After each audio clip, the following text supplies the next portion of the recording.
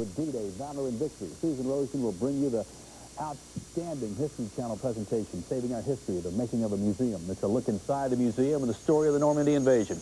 After that, without commercial interruption, the military parade that's going to run through the streets of the city of New Orleans from the Superdome to the museum and back to the sports arena.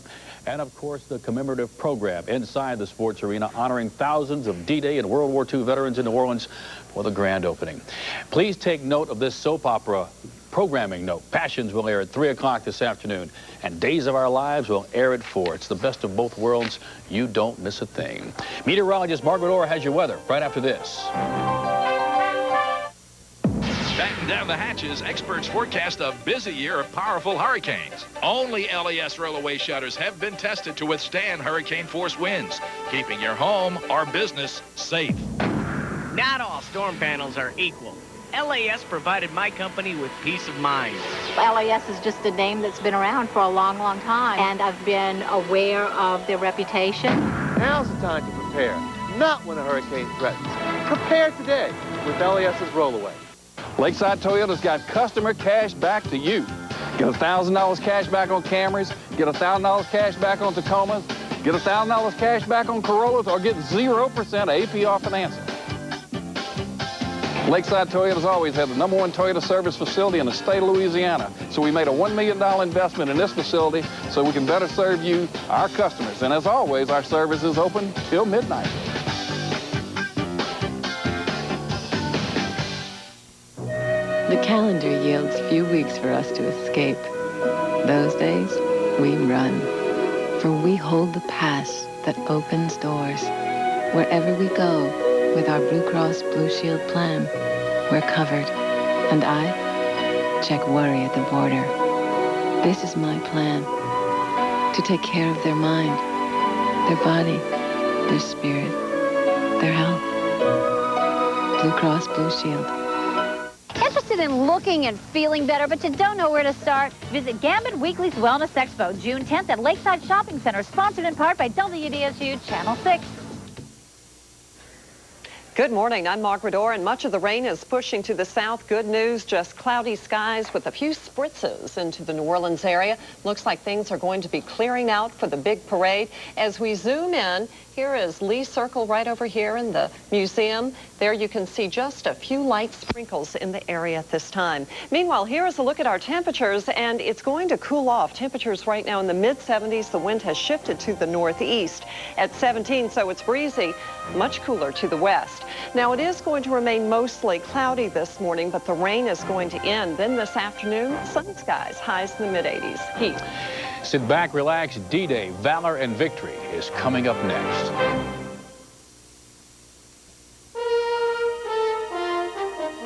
Our regularly scheduled program will not be seen today, so we can bring you a WDSU 6 News special. Valor and Victory, the grand opening of the National D-Day Museum. Good morning, I'm Susan Rosen, and this is an historic day for New Orleans. We are live outside our National New D-Day Museum for the official dedication ceremony. But there's so much happening today, and we don't want you to miss any of it. At 10 o'clock, we're going to have that big military parade. They're calling it the largest military parade since World War II. It features top bands and marching units from each branch of our military, plus 16 flyovers of military aircraft. So hold your ears. They say it's going to be loud. Then, starting at noon, thousands of veterans from all over the country will be at the New Orleans Arena for the grand opening celebration. Director Steven Spielberg, actor Tom Hanks, and NBC anchor Tom Brokaw are all scheduled to speak about the significance of D-Day and the significance of our new museum. Between now and then, we are going to air the History Channel's documentary on the making of the museum and our own documentary, Bridges to the Beach, about the man who made all this possible, New Orleans shipbuilder Andrew Higgins. But before we go any further, we have a reminder. Much of the downtown area is off limits to traffic because of the parade today that gets underway in about an hour. It begins near the Superdome. It will wind its way along Loyola, Howard, Magazine, and Poydras to the arena for the grand opening celebration. And as a result of our special coverage today, we want to make you aware of a couple of programming changes. All of you soap opera fans today, bear with us. Passions will air at 3 p.m. and Days of Our Lives at 4.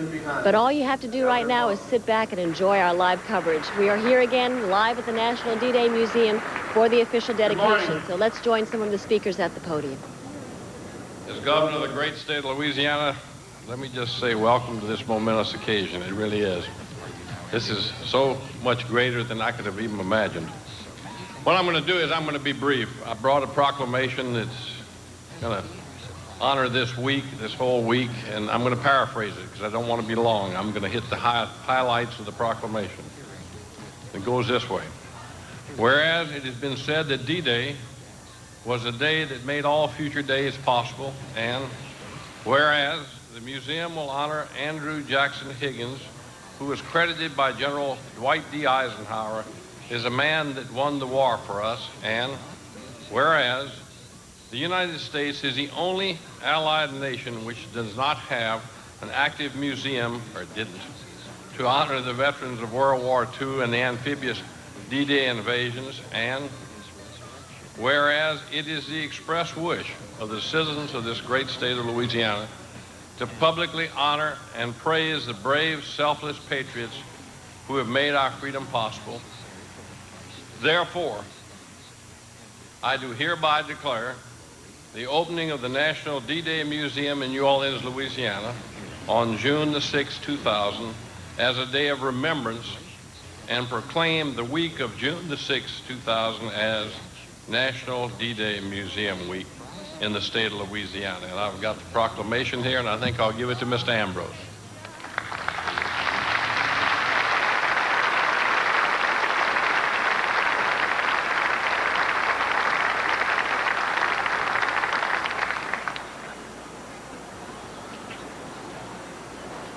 Thank you, Governor Foster. Ladies and gentlemen, the senior senator from the state of Louisiana, the Honorable John Breaux.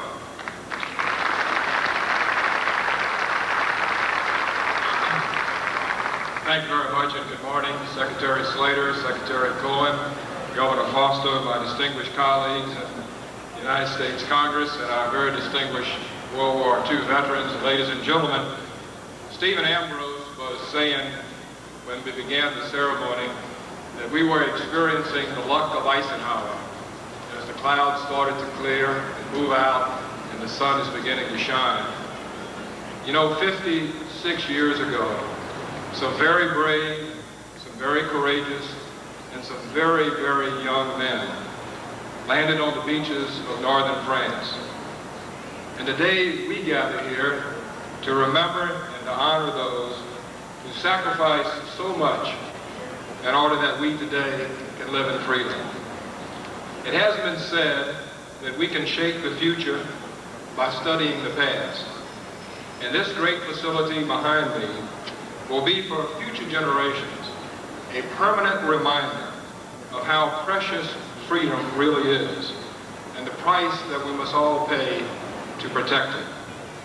From the weapons of war to the uniforms of the soldiers to the Higgins landing craft that delivered the fighting men so efficiently, we of our generation will always be reminded of how much we owe to those who gave so very much. To Stephen Ambrose, whose words flow from the mouths of those who were there, to Steven Spielberg, whose pictures place us side by side with the fighting men who charged the beaches, to Tom Hanks, who makes us understand the value of every single life, the rest of America, and indeed the free world, say simply but very sincerely, thank you for reminding us how special freedom really is. I'm reminded of what the patriot Thomas Paine once observed more than 200 years ago, as our forefathers fought to gain their own freedom for the very first time. Thomas Paine said then, those who expect to reap the blessings of freedom must undergo the fatigue of supporting it. Let us all today, and in future generations, who walk through the doors of this tremendous facility and understand as they walk through this facility that freedom is not free. It is worth fighting for. And for those who fought, they should be remembered, and they will always be honored. Thank you, and God bless America.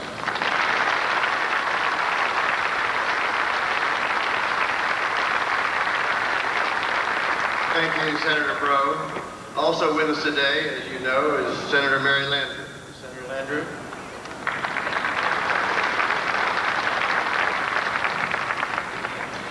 Good morning to Secretary Cohen, to Secretary Slater, to all of the distinguished guests here, and to our veterans in particular. When Stephen Ambrose was a very young man at the University of Wisconsin, according to the books that he's written and the stories have been told about him, one of his professors decided that they would pass up the opportunity to write term papers. They would instead do original research about the state of Wisconsin, where he was studying. And the professor said, we're going to spend our semester doing original research so we can contribute to the knowledge of the world. So we can contribute to the knowledge of the world. Stephen Ambrose wrote, I was caught up in that phrase, or the phrase caught me up. He's been caught up in it ever since. Left the field of medicine, for which he was studying as his father was a doctor, and turned to history and began contributing to the knowledge of the world. Because of what he has researched, because of what he has studied, because of the way that he has spent his life, that knowledge is represented here. And we will be able to build future generations based on that knowledge. Out of that knowledge, as Steven Spielberg and Tom Hanks and Tom Brokaw and others have built on, we have been given courage. We have been inspired. We have been given hope. And this city, and this state, and this nation can build on a strong and wonderful foundation built here, which we're celebrating today. Now, it was Margaret Mead that said, a small group of committed and dedicated individuals can change the world. In fact, she said, it's never been done any other way. And these veterans, although they numbered in the hundreds of thousands, and men and women who fought, they were a relatively small group in the world. But they have, in fact, changed the world, and we are grateful to them today. Thank you all for being here, and thank all the leaders of the state and city that have, as a team, as General Eisenhower said, made this all possible. God bless you, and God bless America.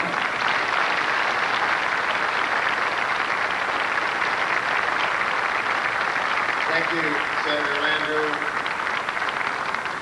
And I'd like to introduce also the Dean of the Louisiana Delegation, Congressman Billy Tozan.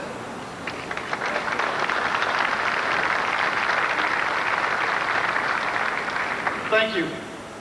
As we gather today in New Orleans to celebrate this amazing museum of memory and sacrifice, I think all of us ought to take a quick journey into that marvelous film that Steven Spielberg and Tom Hanks presented us with all the incredible stories that they portrayed in that movie as presented to them through the veterans who told their stories to Stephen Ambrose.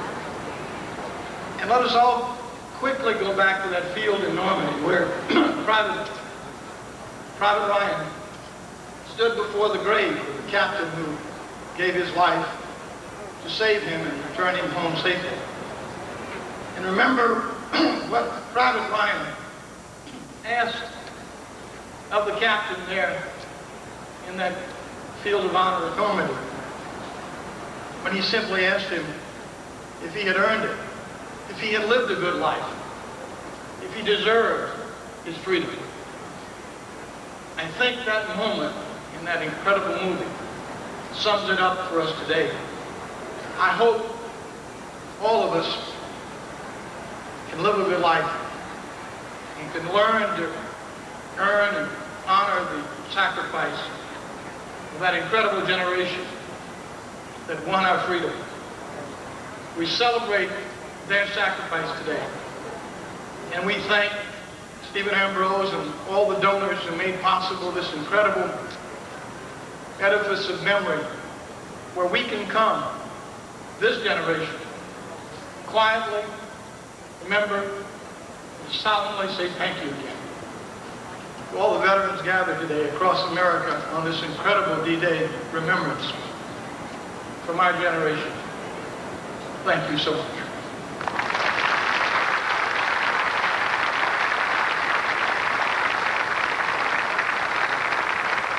We are honored to have with us this morning the United States Secretary of Transportation, Rodney Slater. Please join me in welcoming him.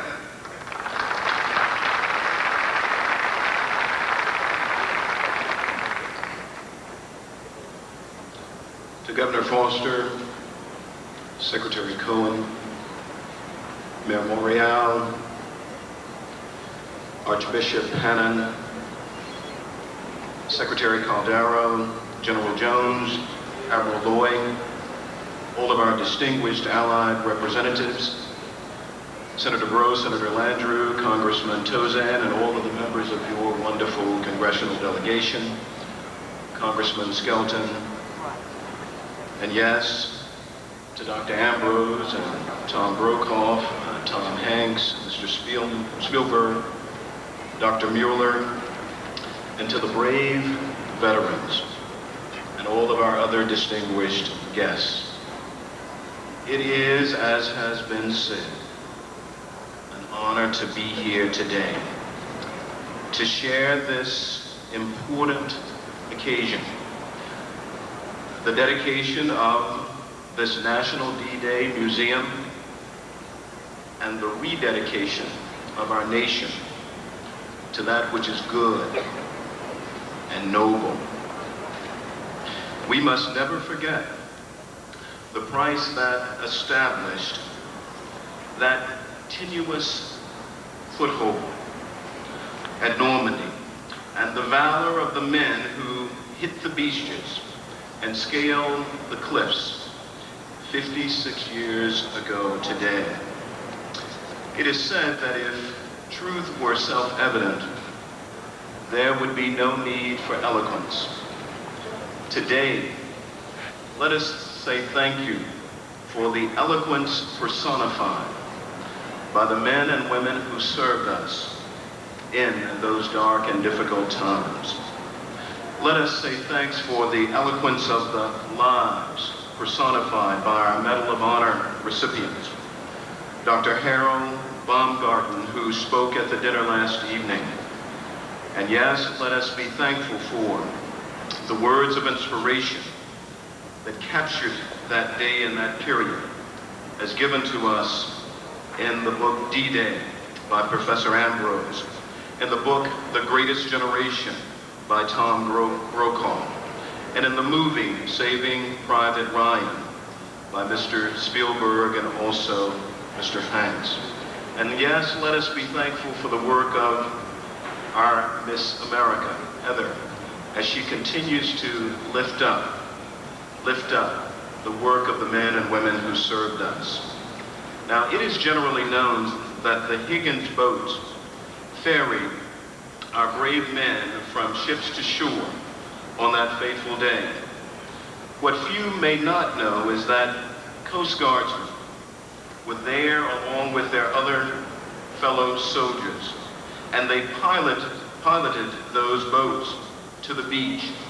Individuals like Coxswain Marvin Perret of New Orleans.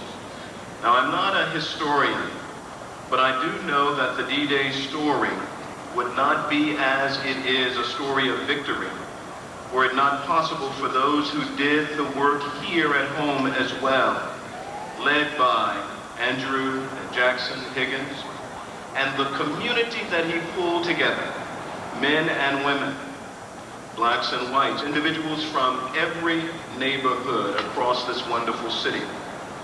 In essence, he was giving us the example that our nation would follow after our men and women returned, and we would be about the work of bringing our America together as, yes, a more perfect union.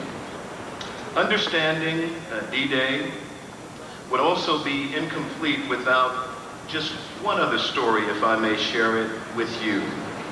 the life-saving efforts of the men and women of the Coast Guard and the men on that occasion who served in Rescue Flotilla 1, composed of 60 wooden patrol boats. Rescue Flotilla 1 saved more than 1,400 lives during the Normandy invasion, almost 450 on D-Day alone. These numbers may give some insight into the scale of the operation, but not the intensity of the operation. To understand this, let us call forth, as we do in this museum, the stories. In this case, the story of one crewman and a sailor he rescued. According to reports, a stricken LTC landing craft was slowly sinking and on the verge of capsizing at any moment. Coast Guard crew cutter 16 dashed to its aid. Aboard the desperate boat were more than 30 trapped men, including a severely wounded soldier whose legs had been severed above the knees. After difficult maneuvering, the cutter was able to rescue all of the men. Yet for a moment, there was the belief that for one, all hope was lost. The sailor was too wounded to make it to safety. The unfortunate sailor's plight was apparent. Yet Arthur Burkhardt Jr., a member of the cutter crew, like so many that day, disregarded his own safety and jumped over the side of the cutter and made it to the landing craft. With bombs exploding and live ammunition on board ready to ignite, Baumgard cared for the injured sailor. Eventually, with all hope seemingly lost, Baumgard historically managed to save the doomed sailor. When later asked by a correspondent why this Coast Guardsman put himself at such peril to rescue a badly wounded man, Baumgard simply replied, "In the true character and tradition of these brave men and women, I've got a brother in the Navy myself. I've got a brother in the Navy myself." Well, as the grandson of a proud sailor of that era in the Navy himself, Salome Slater Sr., I am truly honored to stand in the presence of greatness. Individuals who showed us the truth of the biblical phrase, suffering may endure for a night, but joy surely comes in the morning.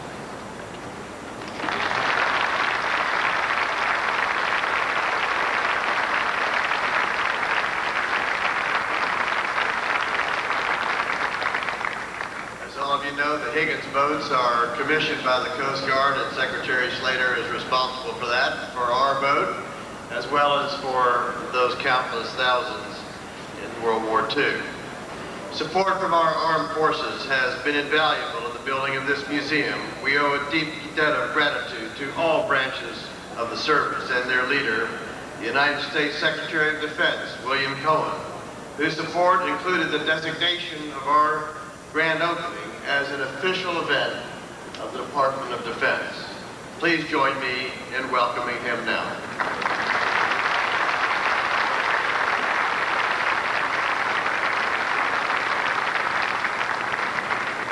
Dr. Mueller, we have been engaged in the praising of so many people, so many deserving people here today and yesterday, but we haven't really paid tribute to you.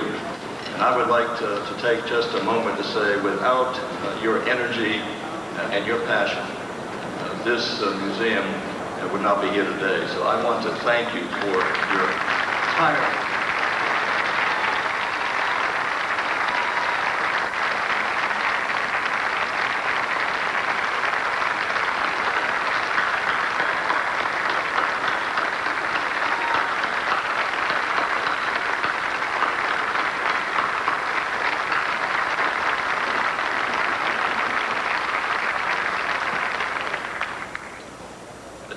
task to follow Secretary Slater, and I will be mindful of that expression that brevity is the wit of soul. I was thinking as the previous speakers were talking about what this museum really means. It should mean to us and to all who will follow us. And last evening, we heard that Steven Spielberg was referred to as the Homer of our times. Well, if Steven Spielberg is the Homer, then Stephen Ambrose must be our Thucydides. And I want to talk in terms of the history just for a moment. I recall reading some years ago an essay by Walter Lippmann. It was actually a speech. He was giving it to the 30th reunion of the class of 1910. And what he was looking out to his classmates and saying is, look what we have given up since World War I. We have become indifferent. We have become disengaged. We have become lazy. Whenever there was a hard task to meet, we took the easy way out. And then he concluded his speech, and this was on the eve of the beginning of World War II. He said that for every right that you cherish, you have a duty you must perform. For every hope that you entertain, you have an obligation you must fulfill. For every good that you wish to achieve, you must sacrifice your comfort and your ease. There is nothing for nothing any longer. And shortly thereafter, World War II broke out. And these men in front of us, and all who were in this audience, men and women, understood what he meant when he said there is nothing for nothing any longer. They gave their all and their grief for every one of us. And that is the lesson of what World War II should mean to all of us. That is what is embodied in this building of stone and glass. It is a lesson for us to remember for the future. Now, last evening I had the chance to quote from a hero of mine, Joshua Chamberlain. And I talked about his statement that in great deeds something abides, and in great fields something stays. But I'd like to just quote the words of another hero of mine, also a Civil War veteran, one of our greatest Supreme Court justices, Oliver Wendell Holmes Jr. He said that the list of ghosts grows long, the roster of men grows short. Only one thing has not changed. As I look into your eyes, I feel the great trial in your youth has made you different. It made you citizens of the world. But we are the heirs of your sacrifice, citizens of the world that you made, and we can only stand in awe at your courage, at your sense of duty, and the sacred gift that you have offered to all people. To you belongs the honor of this day. And those who have inherited the mantle of defense, the men and women of America's armed forces, many who are here standing with us today, and those of our allied nations, today they carry on your noble work, preserving what you have created, defending the victory you have achieved, and honoring the ideals for which you struggled. So on behalf of all of our sailors and soldiers and airmen and Marines, and yes, Coast Guardsmen, who came after all the American people, Janet and I say thank you.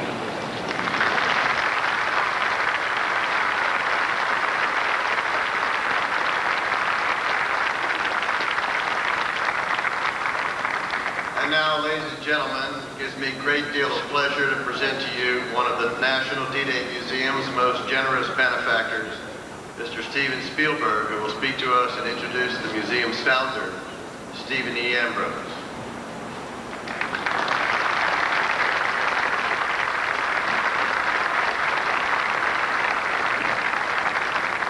Thank you very much.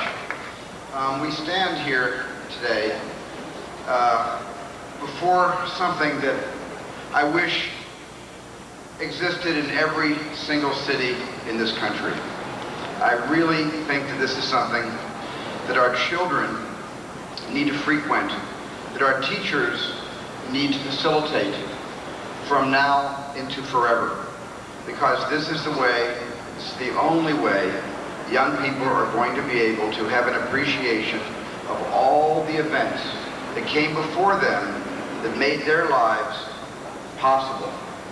And the man who put all this together, and the man who inspired me to come in about 2.5 years ago with just a little bit of help, was a man who really inspired me and Tom Hanks in our production of Saving Private Ryan, because he communicated to us the experiences through his eloquence of interpretive writing and communication skills, the eloquence and the horror and the first-person experiences of the veterans who fought on Omaha and Utah beaches during D-Day.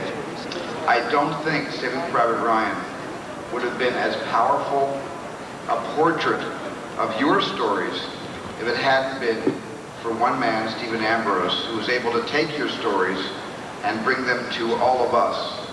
And with that, I'd like to present the hero, the co-hero of the day, along with all the veterans here and all the Congressional Medal of Honor winners, Dr. Stephen Ambrose.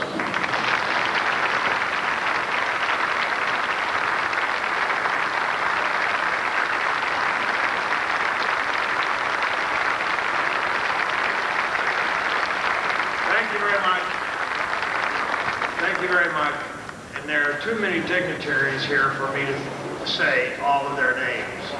But the real dignitaries, they're sitting right in front of me and they're scattered all through this audience.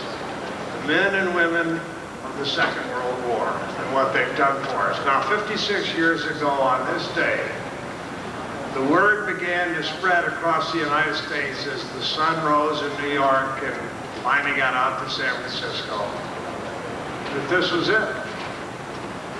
D-Day was here. Every family in America had a son or a husband or a brother or an uncle or a neighbor who was in England. They didn't know if they were going in on the first wave or the fifth wave, or if they were going in on D+1 or D+5, or if it would be D+ a month before they went in, but they knew that every one of them was going to go into battle. So the impulse to pray was overwhelming. The Commander-in-Chief, Franklin Delano Roosevelt, did a prayer on all of the radio stations. It had first of all been printed in the early morning editions of the paper so that the whole nation could join in this prayer. And that was done. Throughout this broad land, New York, all the way out to San Francisco, from the Great Lakes down to New Orleans and Florida and southern Texas. The churches were filled all day long with people going in to say a prayer for their loved ones, and for those that they didn't know, but they realized that they were going into battle, and for our country. St. Louis Cathedral was here in New Orleans, was just overflowing the whole day long. Andrew Higgins went to the assembly plants, and we've got Higgins employees here who were there, and they remember this. He went, and at each one of them he said, our boats are going into action. They're taking our men ashore. Let us pray to God that we did it right. And they did. So what makes me happiest on this marvelous day is the way in which this museum and the street that we sit on is now named for it, honors Higgins Industries and the people of New Orleans who built those landing craft that carried these men and all of the veterans around here who were involved in D-Days around the world, carried them ashore. So I want to say my own special thanks to all of you, and I know there are many of you here who work for Mr. Higgins. Thank you.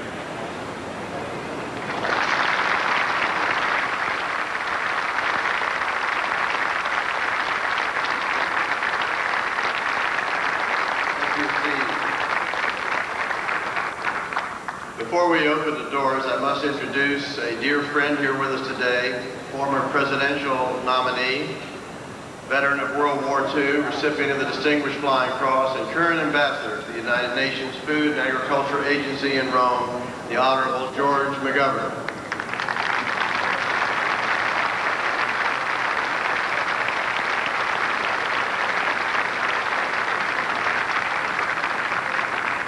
And I also need to recognize and thank the entire staff of the National D-Day Museum that has helped to put on this show. Would you all take a bow wherever you are, raise your hand, all around. Great, great staff. Thank you when you see them after this. And now, ladies and gentlemen, it's time to open the doors, and I would like to ask the ribbon-cutting party, which constitutes this entire platform, and we're going to string this ribbon across in front of us here. Would you all please come forward? Everybody, and get behind this ribbon.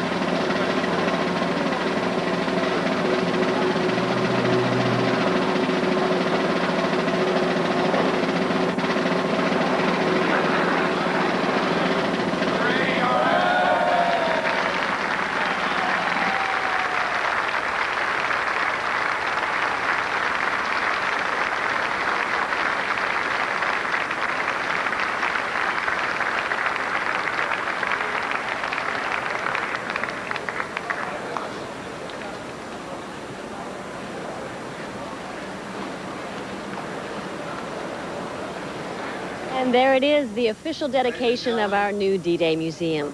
Before we go any further, I'd like to point out that our coverage this morning is going to preempt the Maury Povich Show later today and Martha Stewart. An important part of what we're going to bring you this morning is the History Channel's wonderful documentary, The Making of the Museum. Dr. Libby O'Connell is the History Channel's historian. Libby, museums open around the country all the time. Why did the History Channel decide to feature the D-Day Museum? Well, the History Channel supports a lot of major museums in the country, but this one is special. It's, as you know, the only national museum we have dedicated to D-Day, and that's a story that we feel is so important and so fundamental to our understanding of the history of the 20th century. People forget that D-Day wasn't just a turning point of World War II. It was a turning point in the 20th century. Absolutely. And that's one reason why we want to be part of it. All right, let's now see the beginning of the History Channel's Making of the Museum. Now, an exclusive first look at the National D-Day Museum. When the war started, I was convinced that the world would never be the same again. I couldn't comprehend what an armada they had put together for this event. Everybody worked as a team, you know. Of course I felt like I was helping. I was just proud as could be. There were literally millions of people who made it all possible. What we've tried to do with this museum is link the generation of the past to the generation of the future. Why is it important to remember these people, to remember what happened? Because freedom does not come for free. We need our children and our grandchildren and their children and their grandchildren to be aware of the sacrifices that were made so that they can live in a democracy that is free.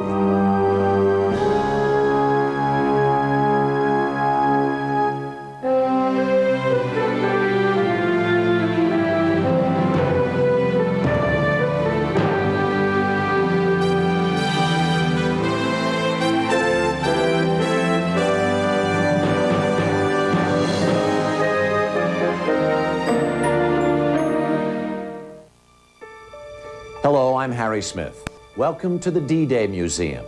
This is the first national museum in America devoted to all the armed forces and amphibious invasions of World War II. Much of the focus here is on the men who fought the war, But just as significant is the museum's celebration of the teamwork, optimism, and courage of an entire nation. Stephen Ambrose is an historian and author whose books have taken us up the Missouri River with Meriwether Lewis and onto the beaches of Normandy with citizen soldiers. This museum is his idea.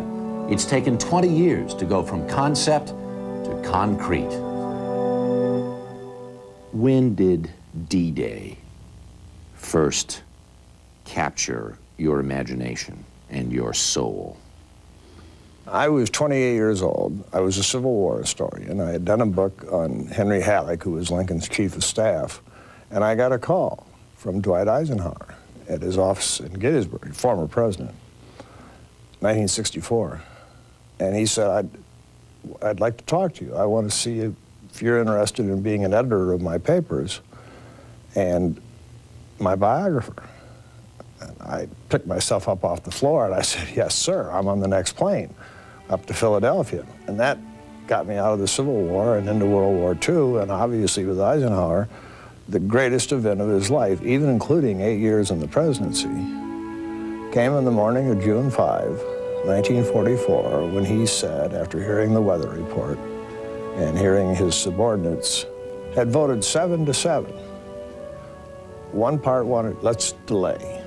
Let's sit this storm out and we can launch again in 2 weeks. And the other 7 said, let's go, let's do it. We're all ready to go. And Eisenhower said, okay, let's go. That was the great moment in his life. And I was hooked.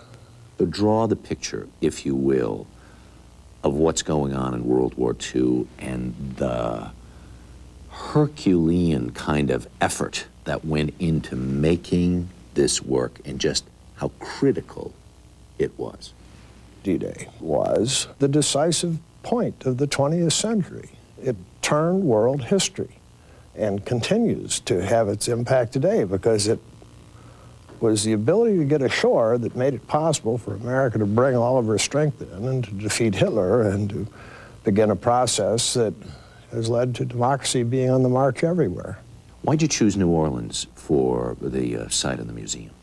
Well, that came about because of my first meeting with General Eisenhower. And we had talked at considerable length, and he said to me towards the end of the third or fourth day, now you live in New Orleans. He said, you ever know Andy Higgins? I said, no, sir. Mr. Higgins died in 1958, and I moved to New Orleans in 1959, so I never knew him. And Eisenhower said, well, that's too bad. You know, he's the man who won the war for us. And I went, what a statement from such a source. And seeing the look on my face, he immediately said, no, that's absolutely right. If Andy Higgins had not designed and developed and then produced those landing craft, we never could have gone in over an open beach.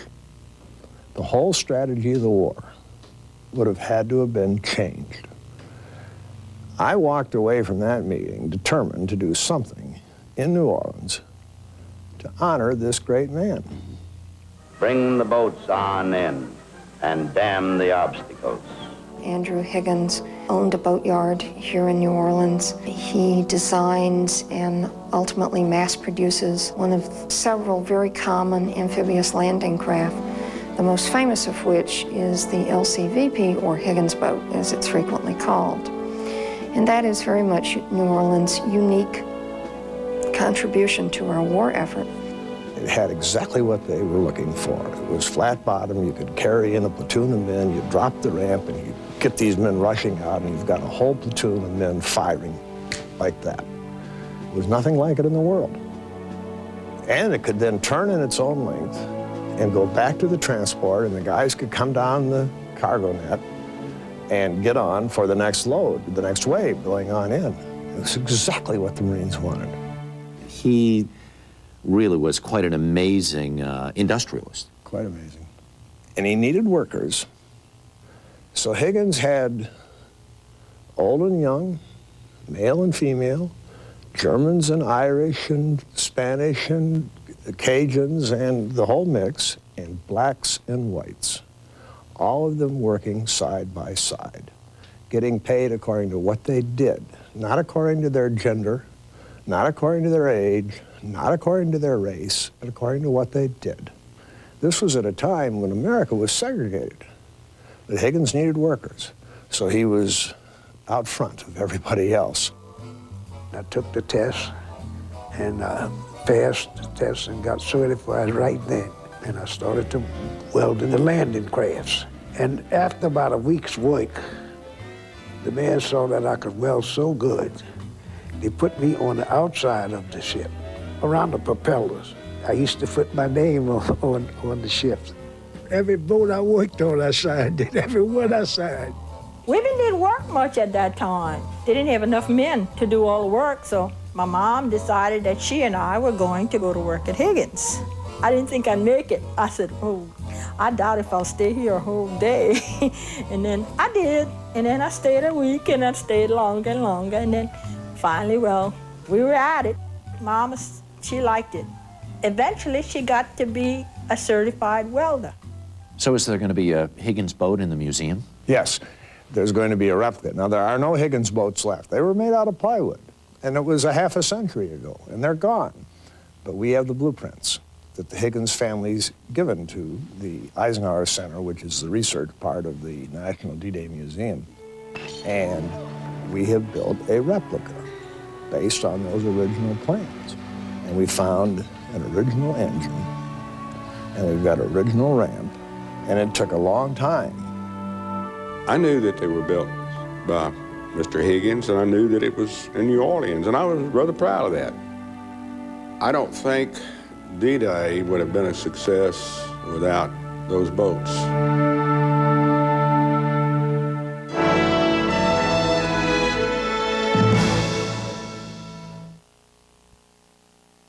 Did Social Security deny your disability claim?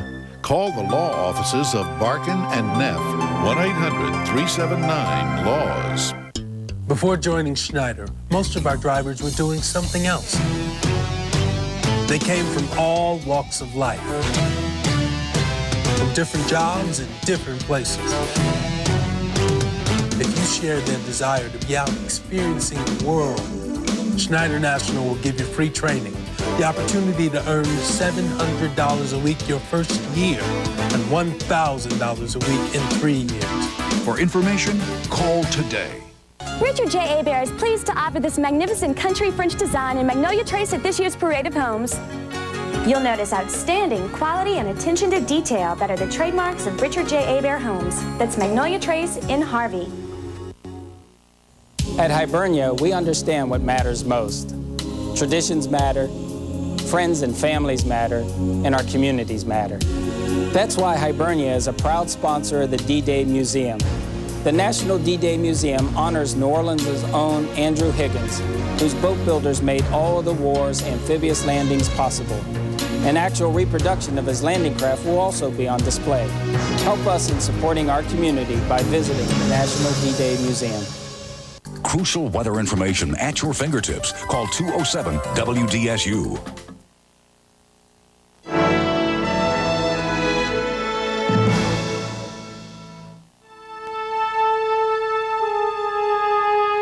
I donated a number of items to the museum. My helmet, my dog tags, and a first aid kit. They're all items that were in my personal possession on landing at Normandy on D-Day. Yes, this was my badge at work, and I was kind of proud of the number on it. I feel pretty good about it anyhow. For my children and different ones I know that see different things, pictures and all. Out of all of the things I've given to the museum, the thing that I treasure most is a full-size replica of the plane that I flew in all of the engagements I was involved in. It's a sign of honor that you never, it's greater than all of the medals I've ever gotten. If you go into any museum, any place, there are always artifacts. You are going to use artifacts differently in the D-Day Museum, aren't you? We're going to concentrate on a helmet with a hole in it, or a paratrooper's knife, or a pair of boots with a bullet hole through them. Every artifact has its own biography to it, and we tell it without overburdening people, but in a sentence or two or three, This is where this knife or that helmet or this flag or whatever came from.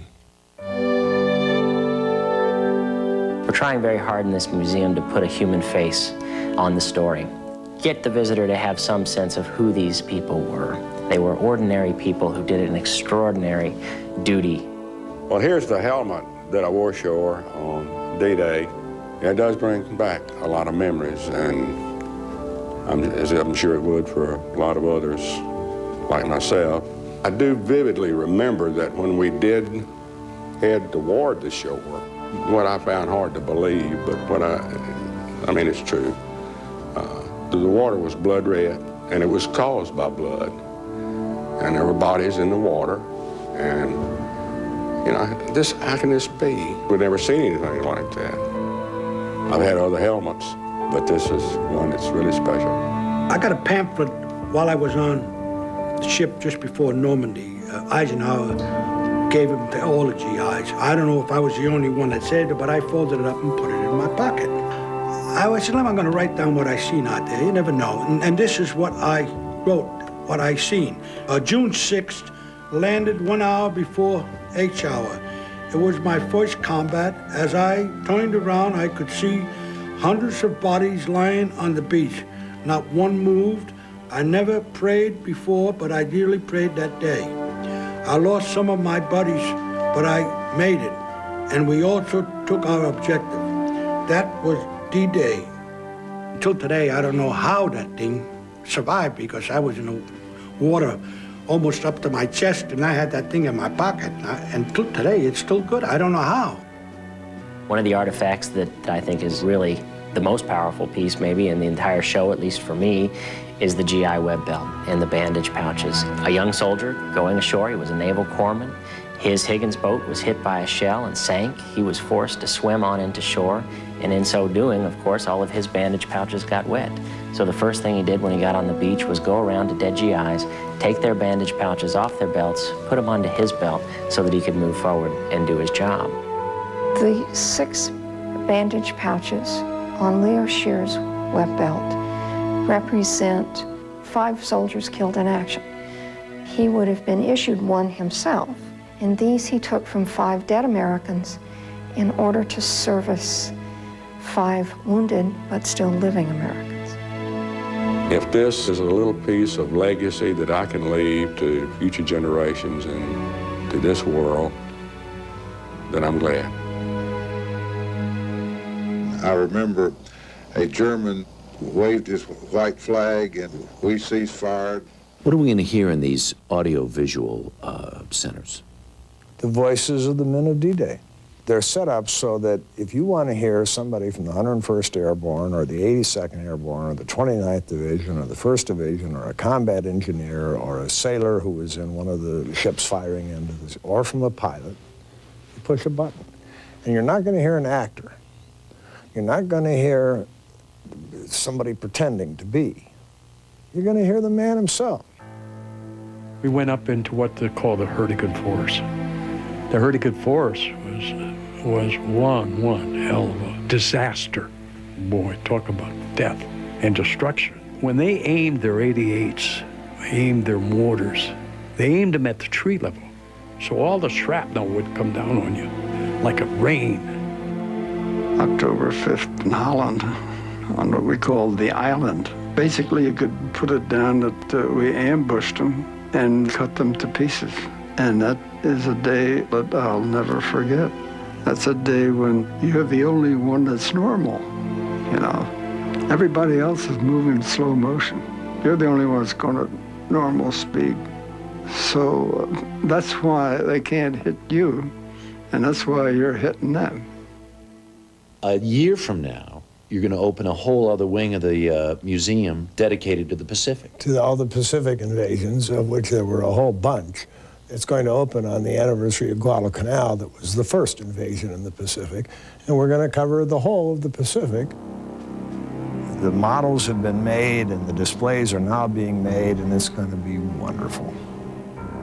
The National D-Day Museum here in New Orleans is the first museum, in my knowledge, wherein all of the D-Day engagements are given some representation, not just the D-Day in Normandy, which received, and rightly so, most of the credit, but if some demonstrable recognition to the men and women that served in the Pacific. December 7th, 1941 was the date that got us into the Pacific War. We felt we had to give equal time to be true and fair about the D-Days. By the way, there were many D-Days. Every time you hit a beach, it was a D-Day, the day of the landing. There's Guadalcanal, there's Saipan, there's Iwo Jima, there's Okinawa. These were major D-Days. What we've tried to do in this exhibit is to tell the complete story of 44 months at war. We have 5,000 square feet in the museum dedicated to the Pacific, and unlike the other parts of the Normandy invasion, which breaks up into different wings and galleries as you move through, this is going to be completely open space and give you a sense of the vastness, perhaps, of the whole Pacific theater. It's going to encompass Japan and America before the war, and what the hell were the Japanese thinking of? How could they ever have imagined that they could defeat the United States? But that'll be a part of it. Leading up to, as a last section, my own favorite, the D-Day that never was. The invasion of Japan. The invasion of Japan. That's what didn't happen, thank God.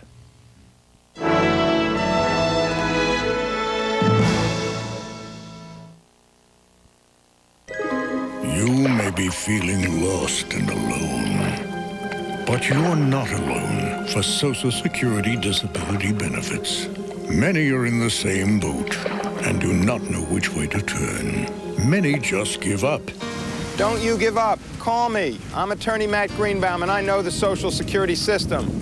I can help you. A phone call to attorney Matt Greenbaum should be your first step for your new life. There's Air Force. All planes that were put into the air by the United States, and this came from nothing to lead the whole world. We always concentrate so much on the battles that are fought, but the war was so much won here in the United States. The war led to a great transfer of peoples, massive. They moved to Detroit, they moved to Chicago, they moved to Los Angeles, they moved to where the war industries were working, or they worked on farms. Everybody was involved, the whole country. It was a marvelous feeling to have.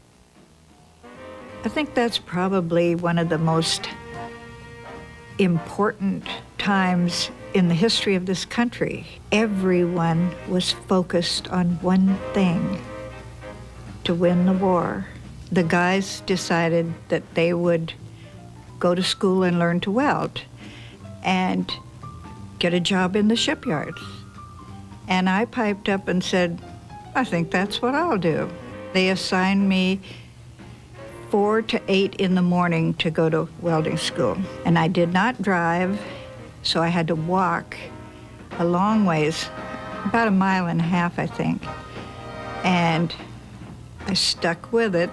And when they said, okay, go get a job, you're ready, I guess the guys got used to seeing women in all of this leather pants and leather jacket and big old welding hood.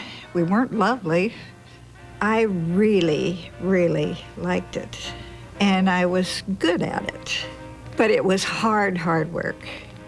I can remember in a public grammar school that I went to, collecting lard and fat and tinfoil, gum wrappers, and we had drives for all of the necessary materials that made the tanks and made the guns and provided the food and the substance that we needed. All of this wouldn't be possible had it not been for a joint effort of everybody working together to make it all happen. And I think it's important that people understand what it takes when the ox is in the ditch and you have to get it out.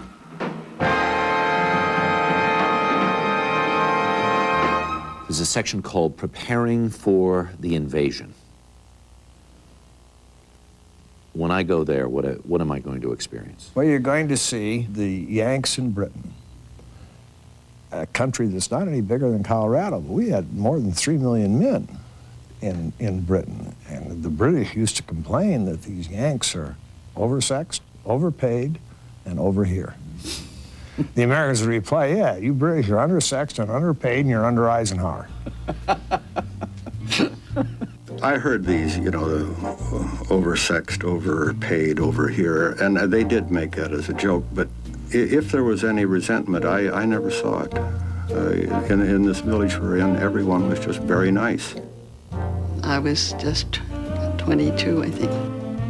We all were very idealistic, and I wanted to be there too. I joined the Clubmobile group, Group K, and learned to drive a 2.5-ton truck. Every day we made donuts, and the GIs used to help us. We were just all so excited, and it was a new adventure. I remember talking to General Ridgway when new guys were coming in and being trained, and we took all the lessons for the jump. So we talked to, and we said, you know, some of these guys are having trouble. You know, they're afraid to jump. If we do it, they'll do it. And General Ridgway said, it'll be a hot time in January when I let you girls fly, you know.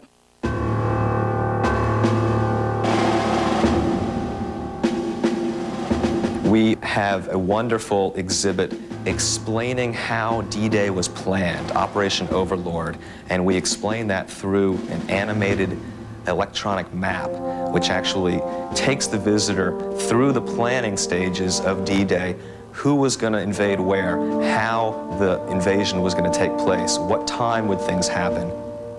The training was tough. We had a forced march. We had to do 9 miles in an hour. We had to be experts in every weapon. If you weren't an expert, out you went. Nobody was over 24, all young men. We were climbing cliffs, up the ladders, 200 feet cliffs, straight up. Most of the training was tough. But I made it through. I mean, I'm surprised I made it through. I didn't think I was in that shape. And I remember when we were going through just jump school, we had what they call death lectures. They talked about killing, the importance of killing. Don't treat the enemy with any kind of charity or anything. Kill them. That didn't last too long. Apparently the chaplains got aware of this.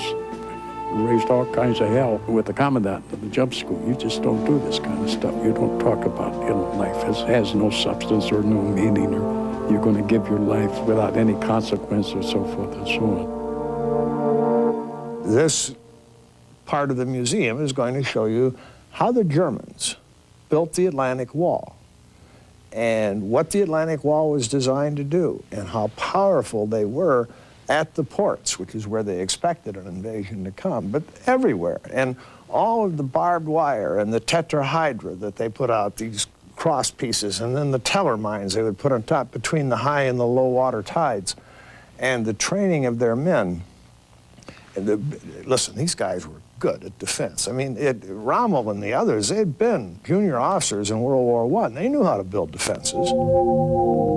I think it was in February 1944, during his inspection of the defenses of the Normandy coast. Field Marshal Rommel had visited our position. He had sharply criticized not only the lack of defenses constructed at our position, but also along the entire coastline. Then he urgently ordered further defenses to be constructed. There were those who were totally committed to the cause.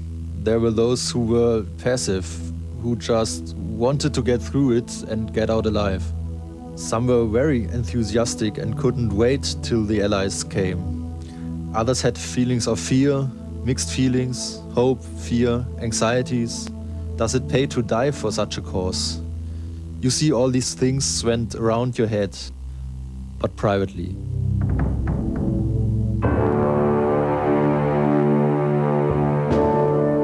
As we began to approach D-Day, then you could feel it. It began to build up, and with the troop movements and the things that you overheard and things of that nature, you knew that something was imminent. We knew when they gave us on the ship about the day before, they gave us invasion money, French francs. And then we knew something was up. We got word that we were going that evening. And so we've spent all day sharpening our knives and making sure our weapons were in workable order, and went to Mass and confession and that sort of thing, made our peace with our God, so forth and so on. And it was a very, very busy kind of day, and the D-Day factor had not really set in yet. I was kind of carefree and loose and stupid and not having the slightest idea what was going to happen. What did Eisenhower say to the young men when he went down to talk to them? He said, you guys are the best army that there is, and you've got the best leaders, and you've got the best equipment, and we're following up. When you guys drop in behind German lines, don't feel isolated, don't feel alone. We're going to be getting to you. We're coming in by sea, and it's going to work. And one of the guys said to him, General, we ain't worried. It's Hitler's turn to worry now. The go-ahead signal was given the men who waited in planes and gliders. I can even hear today the bombers going over. Hours and hours and hours. It was just amazing and devastating because you knew what was happening. My brother was one of those wonderful pilots. One of the, to me, most telling parts of how the participants, which was damn near everybody in America, felt, was summed up by Andy Higgins on the morning of June 6, 1944, when he went to his various assembly plants and got on the loudspeaker and said, it's started. They're going ashore now, and I want everybody to pray right now that we did it right. And that was universal in the United States. They all prayed on D-Day, please God, let me have done it right, because our guys are going in with that stuff right now.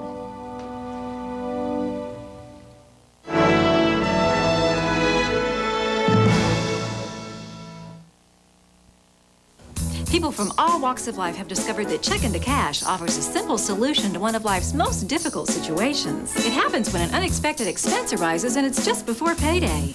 At Check Into Cash, you write us a personal check and you get the cash you need instantly. We'll hold your check up to 14 days. You can be in and out within minutes. The next time you need quick cash for whatever reason, go to Check Into Cash. It's quick, easy, and confidential. Call 1-877-262-CASH for a Check Into Cash location near you. Ferncrest Manor is proud to offer these highly skilled programs to your family. Intermediate care for basic daily living assistance. Medicare Skilled Nursing Unit offers a higher level of skilled care. In-house therapy for physical, speech, and occupational therapies. Secured Alzheimer's Unit, a program for the residents' quality of life needs. And respite care, short-term care while you take a much-deserved break. The people of Ferncrest Manor. Where do you go from here? Where can you go for unlimited horizons? Where can you earn $700 a week your first year and $1,000 a week in 3 years? Where can you get financial stability and job security with no experience? Schneider National. And where can you go from here? Anywhere. Everywhere. Call for a free information packet. Wait, Miss Caldwell, don't walk out. Let's talk this over. Did I say 50,000? I meant 75. Plus stock! Lots of stock! Create your own position. Whatever you want! Suddenly in demand? Gotta be the hair. Gotta be that expensive salon look from Fantastic Sam's. Fantastic Sam's. Gotta be the hair. Sleep on it! We'll talk tomorrow! Stylist opportunities in these areas.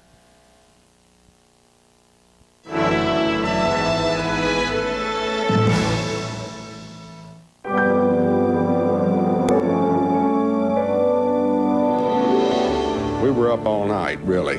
It was quite a sight. The amount of flak and shelling and artillery fire and planes overhead.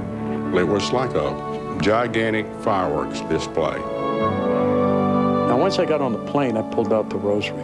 First thing I did. I must have said 11 or 12 rosaries. I kept saying one right after the other. You have to exit the door. The plane stopped at that point, and the fighting started immediately. You're fighting everything around you, everything that's not going right. You know, you're too busy to pray at that point. On D-Day, in the morning, 20 after 1, all we had to do was climb over and get into the landing craft, take our position. Our equipment was all in our landing craft, all ready to go, because we had practiced so many times. We could do it blindfolded.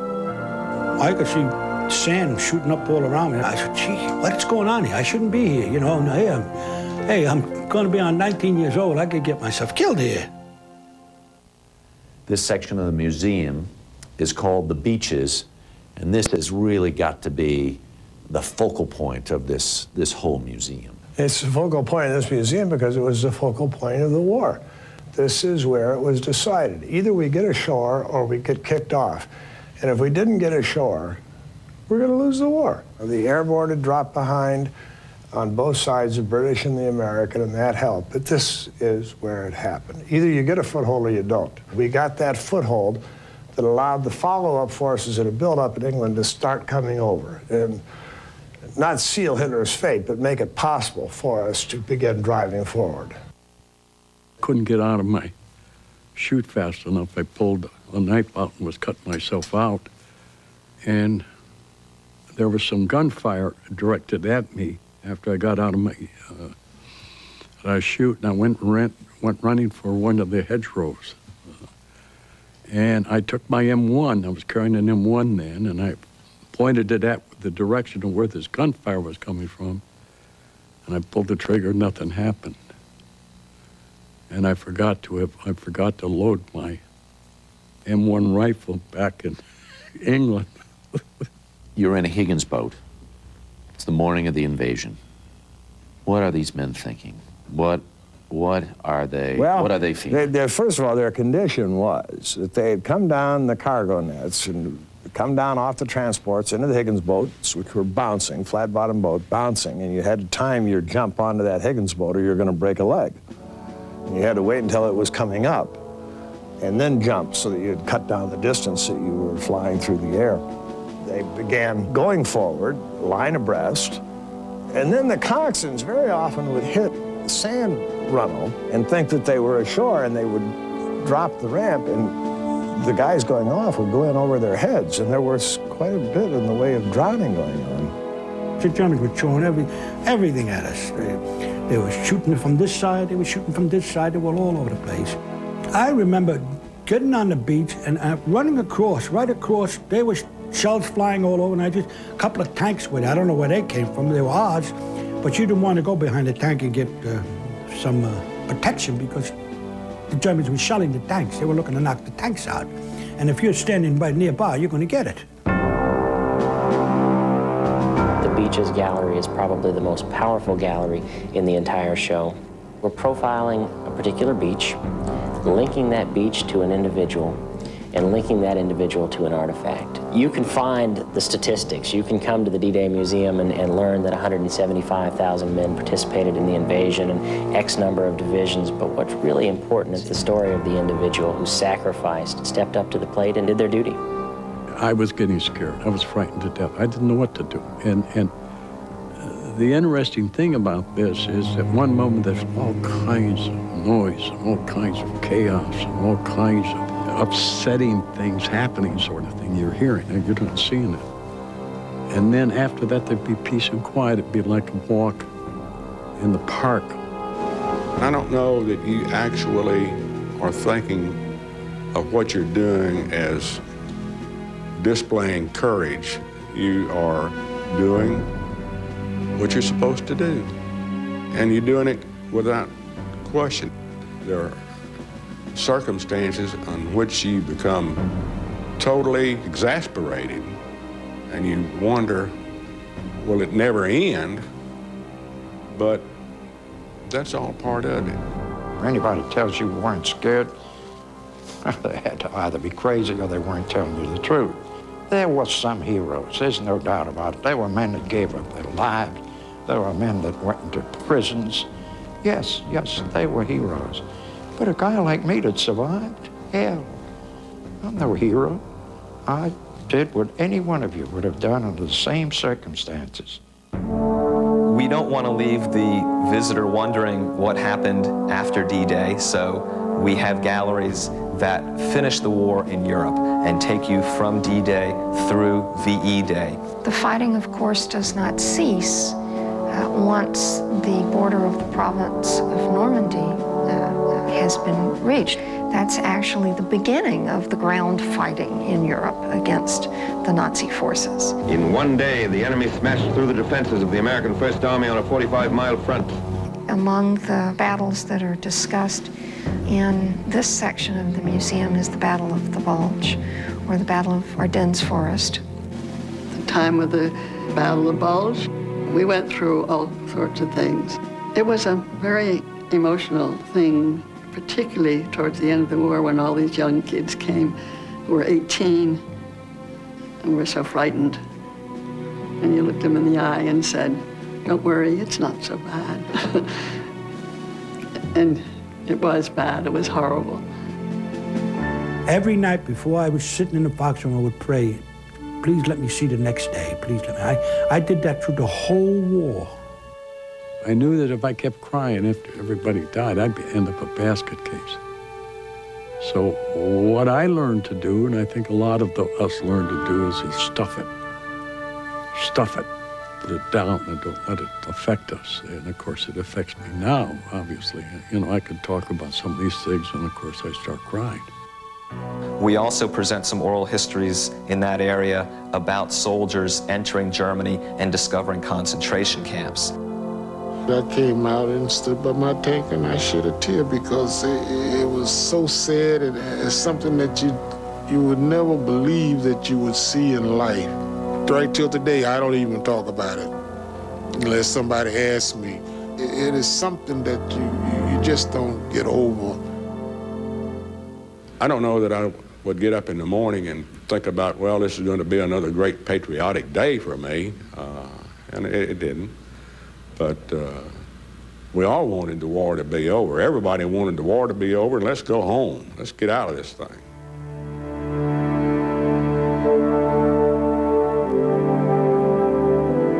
We end our exhibit talking about the liberation of Europe, the defeat of Nazi Germany, the Allies marching through Europe, and finally winning the war in Europe. As a warrior, I was not a warrior. I was not, by any stretch of the imagination, a great, quote, combat soldier. I was constantly afraid. I dealt with fear constantly. And it wasn't until recently I realized that my battle was not with the Germans. My battle was with me. You're not cognizant of the damage you're doing to the people you hurt. But when I got home, got married, my wife could tell you, for months, I'd wake up in the middle of the night screaming when I saw what I did. At the time, it was something that had to be done. I either killed or I was going to get killed. I never talked about the war. Nobody knew it. I do go to school, you know, where I live, Rockland County. We do go to school. I give class, but the kids ask the same question, every those kids, and I don't like to answer those questions.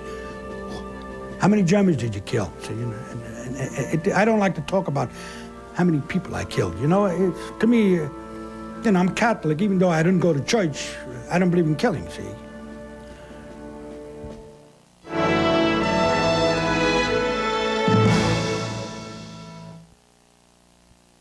This is Riley. She's moving in with her uptight aunt. My bedroom's off limits. I can tell that just by looking at you. Surviving in this house won't be easy. Oh my God. Uh-oh. Something has got to change. You mean like besides that suit? The series premiere of MYOB, NBC tonight after Will and Grace. Then Dateline Tuesday. Phone slamming. When your phone service is switched without your okay, the FCC has a plan, but it's on hold. What's the hang-up? A Dateline Consumer Alert tonight. It was a 2-alarm fire, and I hurt my back. The fire department said I had to take early retirement. Then I had a heart attack. The medical bills piled up, so we called the money store. They refinanced our home. We paid off all our bills, and we're saving $300 to $400 a month. I saved a few houses in my time, so I want to thank the money store for saving mine. The Money Store, 1-800-LOAN-YES.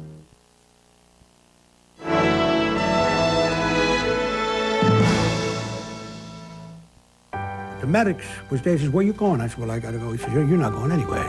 He says, "Can't you see you're bleeding?" I had got hit with a piece up here. They were worried about my eyes. I was bleeding down here. But I've been hit 3 times. I've been hit in the leg, but I never said anything. I kept quiet. I just, it wasn't a bad wound. I kept quiet because I said, if my mother gets any more telegrams from me, she's going to die. So I figured let it stay the way it is. We have built this museum in part for the veterans and in part for future generations. We want to be able to look back at the generation who won World War II and say, look what they did. Look at how they came together as a team, went up against overwhelming odds, and did nothing less than save the world. I think every veteran of World War II feels like the real heroes are the ones that didn't come back. That's what history is about, honoring your heroes, honoring your traditions. What did it take to finally achieve victory in Europe? That's a pretty big question. What did it take to achieve victory in Europe? A lot of things. It took power, it took production, it took unity. I think most of all what it took was the resourcefulness of the American soldier. They didn't have to wait for somebody to tell them to go or not. Did not. They did not wait. They knew what the job was, and they knew to take responsibility for it, whatever the situation. In the legend, Colonel Taylor says, shouts this out, "There'll only be 2 kinds of men on this beach when this is over with. They're either going to be dead or they're going to be up at the top. Now let's go." In some occasions, a guy would start out and a whole squad would get right behind him. And there's mines out there, and there's barbed wire, and there's fire coming down. And that was the most dangerous place in the world to be at that moment. But they would get behind this natural leader who just assumed the responsibility and go on up that bluff. And that's how we got to the top of the bluff.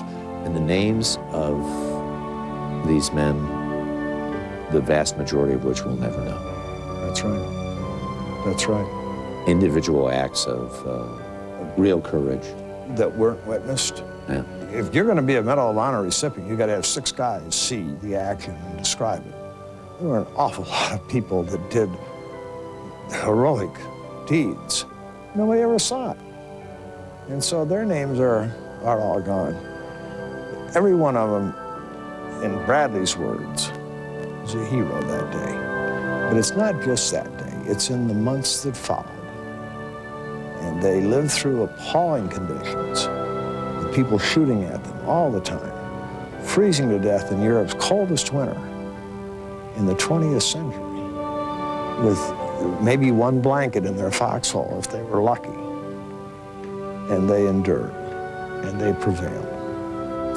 It's hard to imagine that at a given point in time, just over 50 years ago, that the future of the world literally hung in the balance.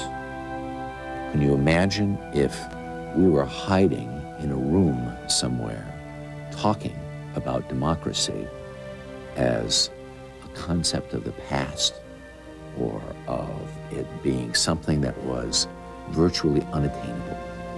That's what hung in the balance. That's right. That's exactly what hung in the balance, the future of the world. Is this world going to be totalitarian? Are the communists and the Nazis and the Japanese militarists going to take over this whole world? Or is it going to be democracy that triumphs? And it all came down to D-Day.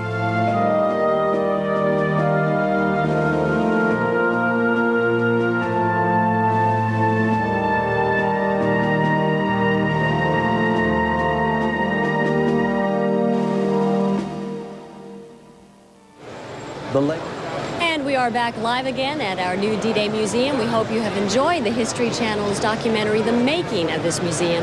And we're joined again by Dr. Libby O'Connell, the History Channel's historian. Libby, this museum was barely finished. Even last night it was barely finished. How were you able to finish your documentary before the museum was finished? Well, it took a leap of faith. When we saw it in late this winter, late January, early February, we walked through with hard hats on. There was construction everywhere. And the museum staff said, it will be done. And they were right. Ambrose was there making sure it was done. Everybody was right on target. Frankly, my breath was taken away that it was ready on time. But we got in fact, when we did some of the shooting, you'll see that we isolated artifacts. We don't you have cheated a little. Well, we had to make it look like it was finished. Right. And then last minute pieces were brought in. It was very exciting production because it was very last minute for us. So you personally have not yet seen the completed exhibits? I absolutely haven't. I'm looking forward to seeing it. One thing that's so great about this museum is that it doesn't have that big warehouse feeling. Sometimes you walk into particularly old military museums and there are 100 uniforms. Well, so what? It's hard to identify with what that means to us. At this museum, they're presenting artifacts that each have a moment of biography, of context.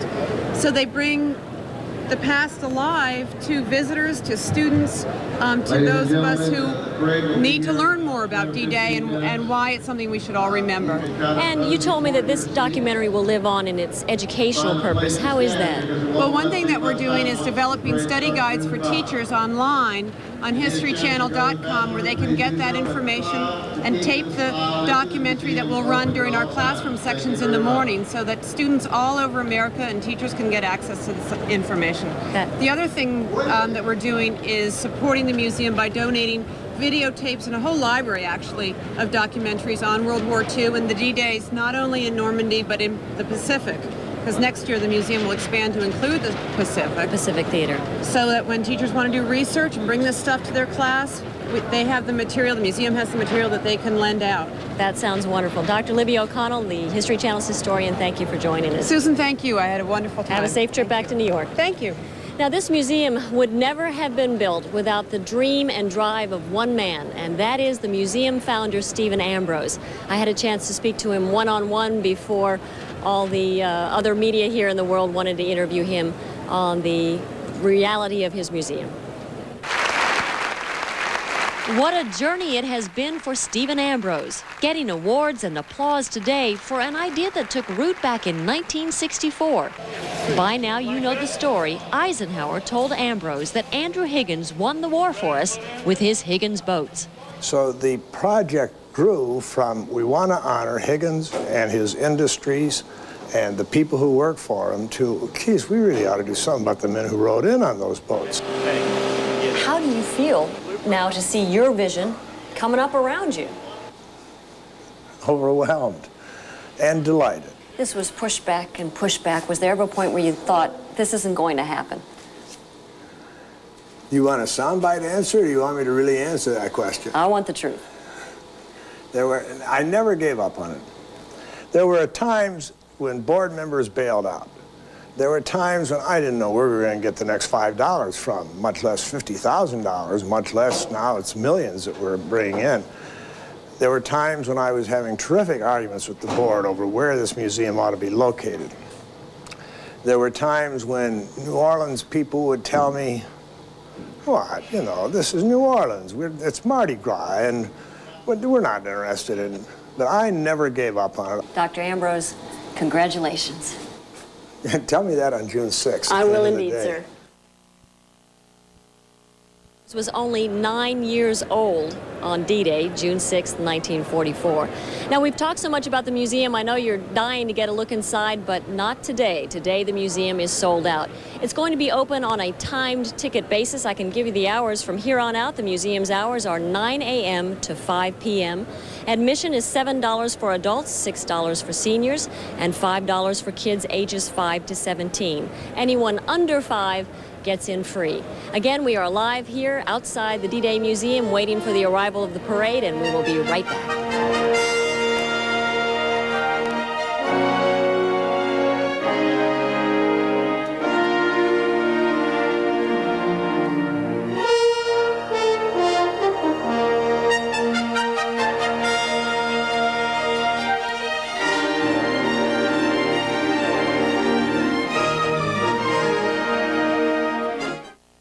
sadness, fatigue, hopelessness, disturbed sleep, darkness. If you are experiencing these symptoms, you might be depressed. There is hope. I'm Dr. Mark Townsend at the LSU Touro Anxiety and Mood Disorders Clinic. Your help is needed for the evaluation of an investigational medication for the treatment of depression. You may qualify for participation at no cost. Please call 897-8559. Finally, there's a health plan that's just as interested in keeping you healthy as it is in making you feel better. Total Health 65 from Oxner Health Plan is the only plan with Silver Sneakers. Silver Sneakers is a health and fitness program with specially designed exercises. It's fun, you'll feel better, and you might even make new friends. And the best part, Silver Sneakers is provided to you at no extra cost. As a member of Total Health 65 from OHP, there are no plan premiums or deductibles. 100% hospitalization, $5 doctor visits, and a $1,400 pharmacy benefit. Call now for more information about Total Health 65 with the Silver Sneakers benefit. It's the health plan that's working to keep you feeling healthy. Total Health 65 from Oxner Health Plan.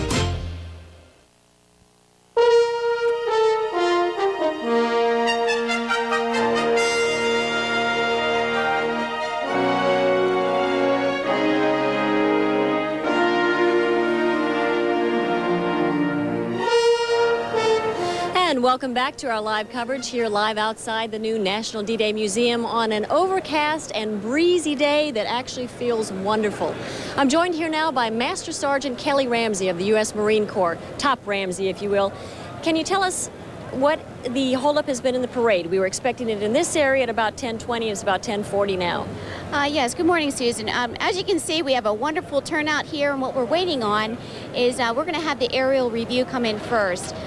It was going to be second, but due to safety concerns, we're going to have the aircraft fly over in approximately 5 minutes. We have been saying all along that this is going to be the largest military parade since the end of the war. Is that really true? I can tell you it's the largest that this city has ever seen and probably will see in a long time. Tell us about, if you will, the cooperation that was needed between the different branches of the military to pull this thing off. You bet. I mean, as you can see, there are so many different uniforms here of yesterday and today and hopefully for tomorrow, but we have coordinated this from Department of Defense to agencies, to volunteers, to the whole city of New Orleans. I have never been in a city so patriotic. I mean, this city is awesome. It was really neat at the dedication this morning. There were 8 gentlemen sitting in the guest of honor positions right in front of the podium. Those were the 8 Medal of Honor winners who will be riding in the parade.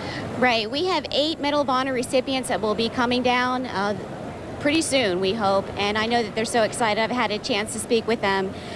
And it's such an honor just to be with them in the same room. They say the best thing you can say to a veteran is thank you. You bet. And I think that they will be well received today. And I say a big thank you to all the veterans, not just here, but if you're watching TV, my hat's off to you and I salute you. All right, Top Ramsey, we'll be catching up with you a little bit later. Let's go down now to the street and Scott Simmons, who is talking to some of the veterans who are here for the parade today. Scott? You know, that within itself, Susie, is one of the best parts about this whole event is the fact that you get to meet face-to-face with some wonderful veterans and stories that you hear from people like Dr. Harold Baumgartner, who, of course, was a D-Day vet, quite a vet in that you were wounded 5 times on D-Day alone. No, on 3 times June 6th and 2 times on June 7th. You were telling me just a few moments ago they even shot you when you were on the stretcher being hauled out. Yes, right in the right knee by a sniper, which the next bullet would have gone through my head, but the Navy came offshore and blasted the sniper away. We try to understand what it was like 56 years ago on this day. Where were you on this day 56 years ago? Well, I was coming in on an assault boat from the mothership 11 miles off the coast of France, and I had mentioned to you before that as we landed on Vivre-sur-Mer Beach, which is Dog Green sector of Omaha Beach, the ship on my left blew up, showering us with wood and metal and body parts. The ramp went down. Many of my buddies were killed in the boat by the machine guns. There were 3 on the bluff in front of us, 1 in the right flank, and another one in the pillbox on the left.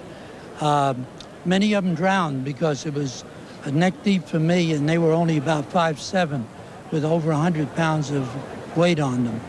As we crossed the beach on the sand running in, machine gun spray swept across us, and I heard a thud on the right. My rifle vibrated, which was across my chest. There was a clean hole through the magazine section, which had 7 bullets in it, which saved my life. A thud on my left to the rear, and that soldier was gone. I hit the sand behind one of these hedgehogs, which is one of these things, and observed Private Robert Dittmar of Fairfield, Connecticut, sprawled on the sand, looking skyward and screaming, "Ma, Mother," and then it was silent. On my left was Sergeant Clarence Robeson, staggering through the water, the 2-inch water, helmetless, with a gaping hole in the left side of his forehead, blood splattered across his blonde hair. He knelt down to pray with his rosary beads, and the machine gun on the right flank cut him in half, even though I yelled to get down. You remember the names vividly, the faces? I remember every one of them. When I reached the wall, there was a fella from Georgia who was bigger than me. I was 200 pounds at that time. He was bigger than me, unscathed. I followed him down the wall to Vierville, to the Vierville draw, and I borrowed another rifle. I had to throw away my rifle because it split in half. As we were running down the wall, I heard a clunk, and a sniper finished him off. Talk about this day, what it means to a person like yourself who's been through so much so long ago, today as you stand here when many are not. This day means a lot to me. I'll never forget my buddies. I pray for them every day in the kingdom of heaven, and they'll never be forgotten. That's why I like this museum. This museum ensures that their memory will not be forgotten. We won't forget you. Thanks so much for everything now and then. Take care, Dr. Baumgardner. So that's one of the best things about this museum. If you simply stand outside, you get to hear stories like that tell such a tremendous tale. And we'll be trying to bring you more of them as the broadcast continues. Susie, back to you. Boy, that was an incredible story we just heard. We have been talking today about how large this parade is. I'm holding the sheet of all the different units that we're going to see, all the bands, all the different reenacting groups that are going to be here, the Medal of Honor winners, of course. It is over 60 pages long. This is one incredible parade. That's right, Susan. We're talking a total of 40,000 veterans. Can you imagine? And then they're bringing their family on down here to New Orleans. Everyone's saying what a great time. But once again, this is certainly not just for the active duty or retired military. This is for all the veterans, even if they're not here today. You know, right now the parade is moving down Howard Avenue, so it will be getting here shortly. You were saying earlier that the flyovers may actually deafen us when we're here, that folks at home may not be able to hear us anymore when the flyovers come across the museum heading toward the Mississippi. That's right. Now, they will be traveling at a safe distance. I will say that. Safety tells us it's 1,500 feet, no lower, and that's the reason behind that is that we have to have emergency aircraft below 1,500 feet. So in case something did happen, we will be able to administer emergency procedures as soon as we can. Now, this flyover is something neat. This is certainly something in a city that loves parades we don't usually get. I have been told that people down, even working in office buildings on Poydras, if they haven't left the buildings, they may be deafened by the sound of it. Tell us about some of the planes we're going to see. I know there's an Apache helicopter here. Well, I'd like to say on behalf of all the service, you're going to see everything. You're going to see from the Army, the Air Force, the Marine Corps, the Coast Guard. You're going to see some from other countries. And I don't want to steal the show, but I mean, you're going to see quite a bit. And as we go through the parade, I'll explain in detail who they are, what they're doing, and what they're all about. That sounds great. We are waiting for the parade here live outside the D-Day Museum, and we will be right back.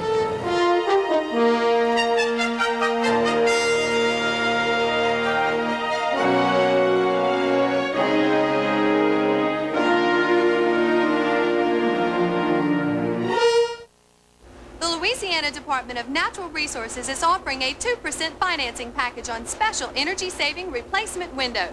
Clearview Insulated Windows installs the only locally manufactured vinyl window that meets the state's strict requirements. It could save you hundreds of dollars on your electric bill, plus hundreds more with this special 2% financing. Plus, right now, get 30% off the price of the windows. Call Clearview Insulated Windows to find out more about these special offers. Wait, Miss Caldwell, don't walk out. Let's talk this over. Did I say 50,000? I meant 75. Let's stock! Lots of stock! Create your own position. Whatever you want! Suddenly in demand? Gotta be the hair. Gotta be that expensive salon look from Fantastic Sam's. Fantastic Sam's. Gotta be the hair. Sleep on it! We'll talk tomorrow! Stylist opportunities in these areas. Earn while you learn through the Culinary Institute's Jobs Program. Financing available. Call the Culinary Institute of New Orleans today. Tires aren't pretty, but you've got to have them. Lucas Tire is your price and value leader. Brands you can trust. Cooper, Kelly, Dunlop, Toyo, and more. We beat all competitors' prices and services. Tires starting at $16.95. If you don't have money to burn, call Lucas Tire. See the difference West Bank Optical makes. $49.95 special includes eye exam, eyeglasses, and case. West Bank Optical. Think all termite control companies are the same? Think twice. Some treat your problem only one way. But Orkin doesn't stop here. While others call it a day, Orkin goes one step further with targeted liquid as necessary, creating a second barrier for double protection. Targeted treatments to kill the termites you have now, baits to help keep them from coming back later. Guaranteed. For double protection, call Orkin today.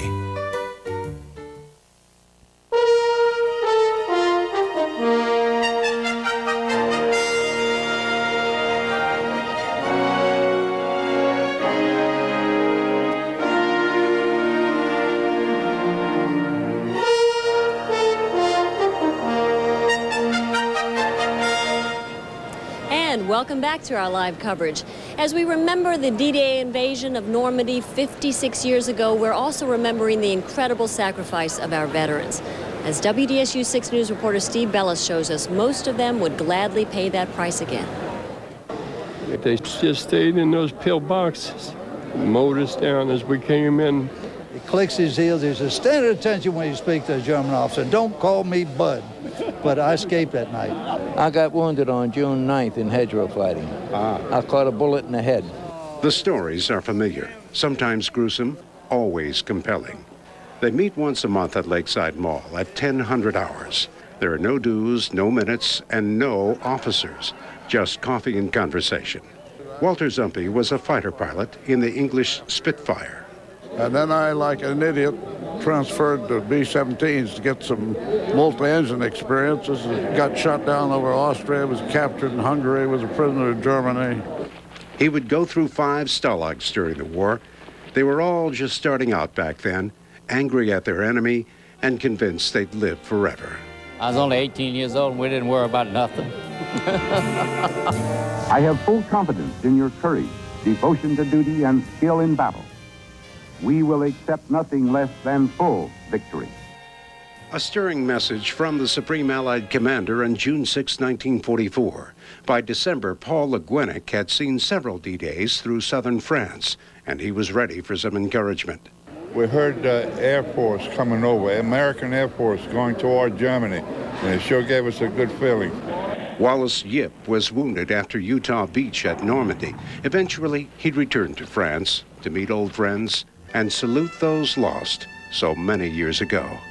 I consider myself I'm the luckiest GI in the whole wide world.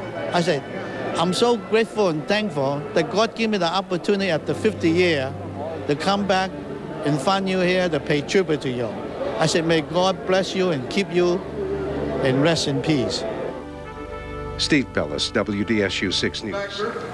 And this is the day, and the parade is just now coming down in front of the museum. We've got the color guard, I see, Master Sergeant Kelly Ramsey. Tell us about the color guard. That's right. The first unit of the parade approaching our stand is the Joint Service Color Guard. And this includes members from the Army, Navy, Air Force, Marine Corps, and Coast Guard. And as you can see, they're each carrying their own service flag. In the background, of course, we hear my colleague Norman Robinson, who is announcing the parade today. Marching and mobile units plus some 38 military aircraft in a ceremonial flyover. As you can tell right behind them, they have the marching unit of the World War II reenactors. And this marching unit is one of several groups of World War II reenactors wearing period uniforms. You can see the Army, Navy, Air Force, Marine Corps, and Coast Guard right in that group. And these reenactors come from around the United States, and they participate in their pretty much their spare time. And top Ramsey behind them, we see the Flags of Honor platoon. By the veterans, we honor the name. Yes, you can see the Flags of Honor platoon coming up next.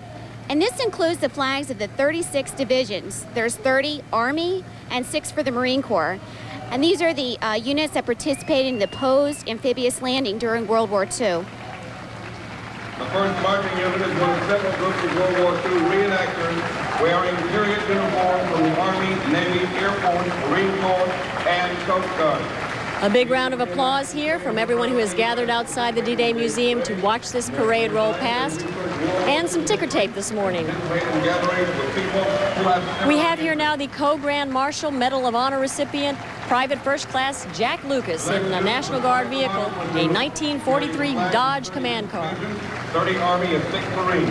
Private First Class Jack Lucas, he earned the Medal of Honor during action against enemy Japanese forces on Iwo Jima in the Volcano Islands on February 20th, 1945. Lucas earned the Medal of Honor during action against enemy. As you can see, he's riding in a 1943 Dodge 3/4-ton command car, and this is the same type of car that was used during General Patton during World War II. Then we have a veterans truck representing the 1st Infantry Division. And this 1st Infantry Division, by the way, it participated in fighting in North America, Italy, and Normandy. Boy, this is wonderful to see the veterans there riding in both of these trucks. I just can't believe this. Look at those faces. They are having such a great time, as we are too. It looks as if some of them want to sort of reach down and shake hands with the folks waiting on the street to see them. Big waves. Riding in the approaching truck are veterans of the 1st Infantry Division who participated in fighting in North Africa, Italy, and Normandy. It's been said that the events over these past few days might well be the last victory lap for these veterans. Veterans who sort of faded into the history books shortly after the war, and then certainly through the Vietnam War when there was so much anti-war sentiment. These fellows didn't really get their due. I'm sorry.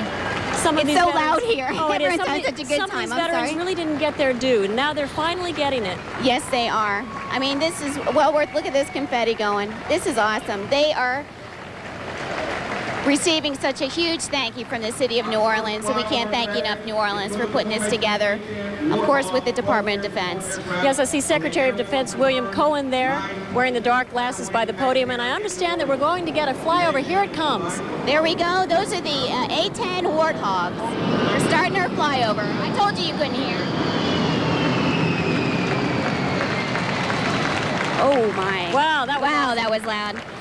The A-10 is designed for close air support of ground forces. It's so breezy here, but it's We're making it having very a great time, though. What's coming next? You know what the next flyover is going to be? Yes, we're going to have some F-18s, hopefully here in any minute. I feel as if I can hear them. Right now, there is a lull in the parade. We are waiting for it to come down Andrew Higgins Drive, as this part of Howard Avenue has been renamed here. We should be expecting the F-18 Eagle fighters, and they're from the Louisiana Air National Guard, based here in New Orleans. And this same squadron saw action during World War II in North America and also served in Korea. And their operation was Operation Provide Comfort. Now, has the weather provided some difficulty for the pilots today? I understand there was a visibility problem earlier. Yes, what the pilots have to, of course, focus on is safety first. And for them to fly, they need to be at a ceiling of visibility of 2,500 feet. And we were climbing, before the parade at 2,000. And obviously, we've met that requirement, and all is well. So even as it has clouded up here, that shouldn't be a factor.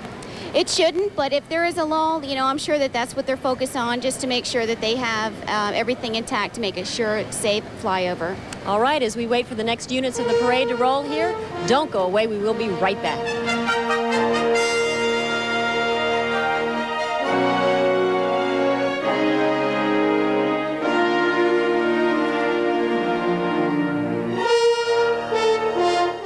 while you learn through the Culinary Institute's Jobs Program. Financing available. Call the Culinary Institute of New Orleans today. Tires aren't pretty, but you've got to have them. Lucas Tire is your price and value leader. Brands you can trust. Cooper, Kelly, Dunlop, Toyo, and more. We beat all competitors' prices and services. Tires starting at $16.95. If you don't have money to burn, call Lucas Tire.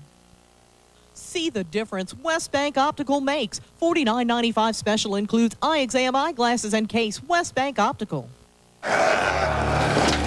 Don't even think about it.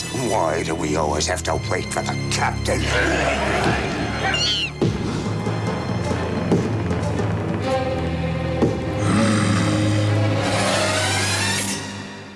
Let's eat!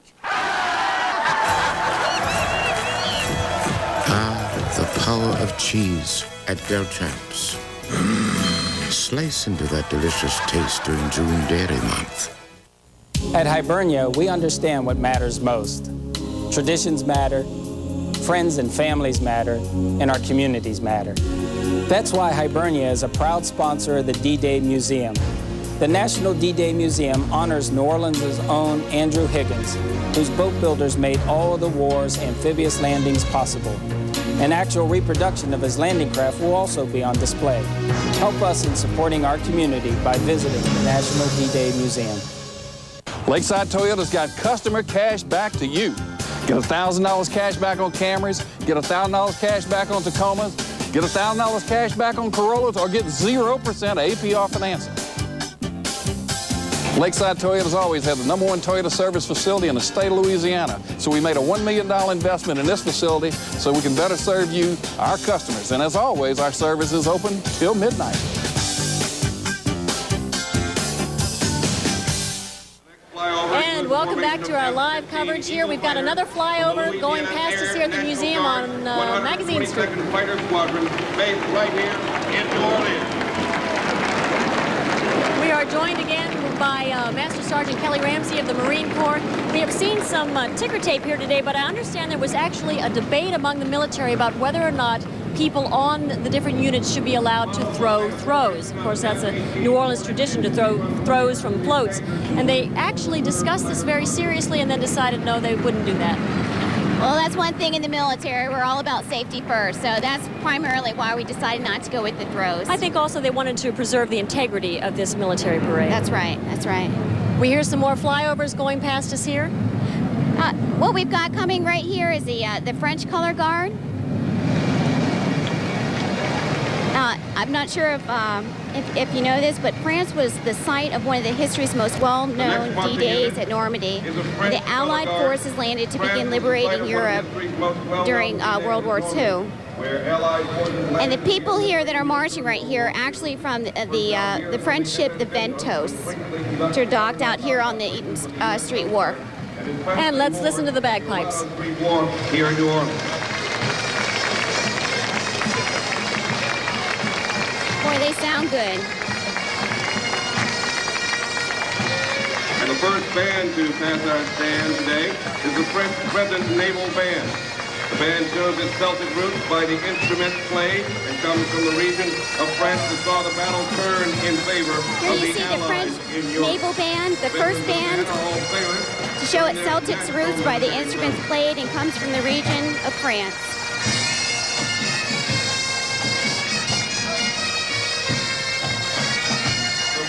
Crescent Naval Band.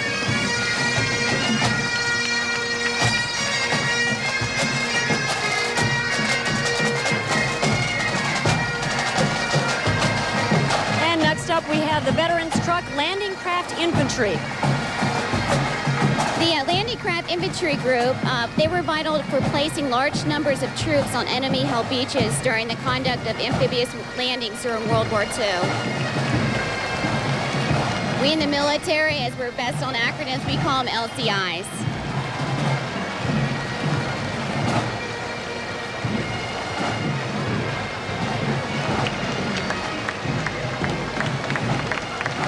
Once again, more veterans enjoying their day. Behind that truck, we have Veterans Truck Landing Craft Infantry, Navy, and Coast Guard combat veterans.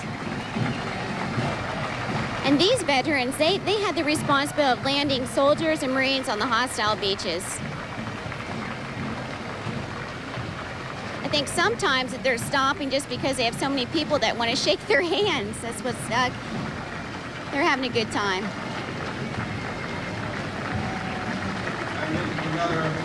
Now, behind the veterans, we have a reenactor vehicle, a World War II American weapons carrier. The weapons carrier was designed to carry weapons, ammunition, and personnel. You can see the reenactors there holding the binoculars.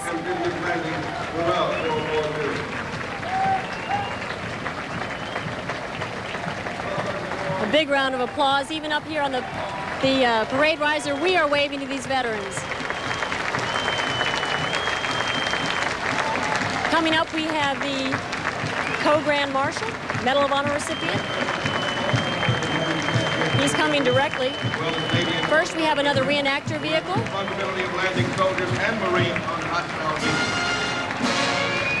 And this next vehicle is a weapons carrier designed to carry weapons. Actually, coming up next, we got the British Tri-Service Flag Party to our right. And this color guard consists of a senior non-commissioned officer from each of the British Armed Services.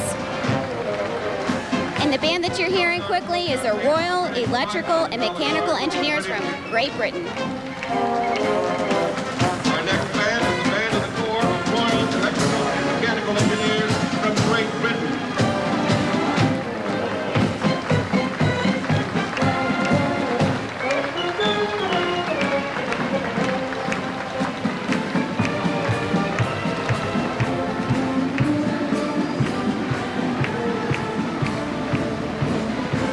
Now arriving here on Andrew Higgins Drive outside the museum is another veterans truck with the 4th Infantry Division.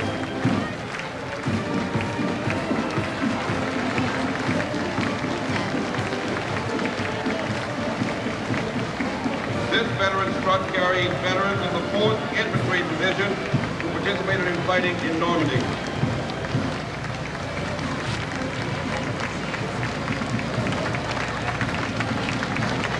The crowd here today is not overwhelming. It's not like a Mardi Gras parade, but it's a very, very grateful parade. The parade watchers today grateful to these veterans. We have now the 2nd Armored Division.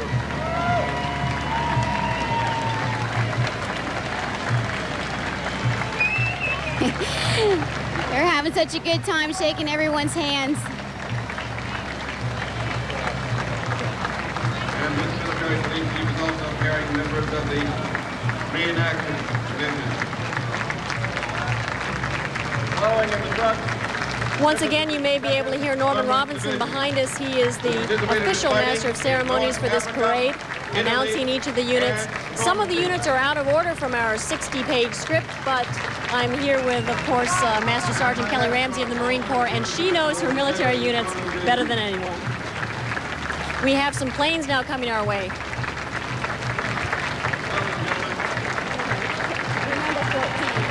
We were so afraid it was going to rain today, and actually I think this is the best weather possible.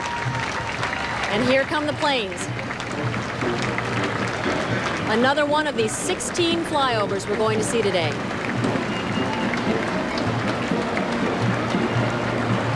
As you can see up there, we've got one Navy Reserve E-2C Hawkeye. Two Prowlers right next to it. It's pretty motivating. Air Force Base in Maryland.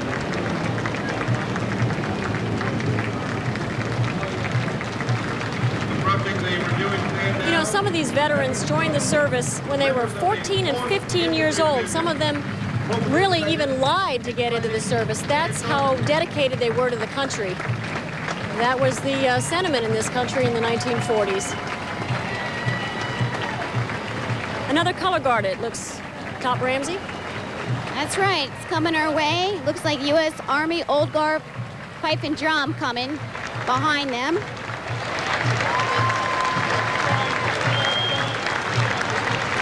Now that is a spectacular marching band. As they get a little closer, we'll be quiet for you and see if you can pick up some of the band. We're also add-on carrying some of our World War II veterans.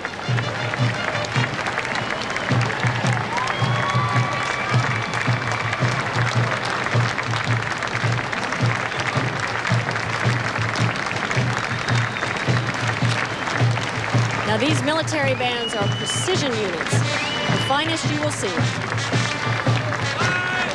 Next is the Army 4th Infantry Division Color Guard from Fort Hood, Texas. Following them is the Army's Old Guard Pipe and Drum. This band is stationed in Washington, D.C., and is the Army's official escort to the President of the United States. This band is stationed in D.C. and is the Army's official escort to the President of the United States.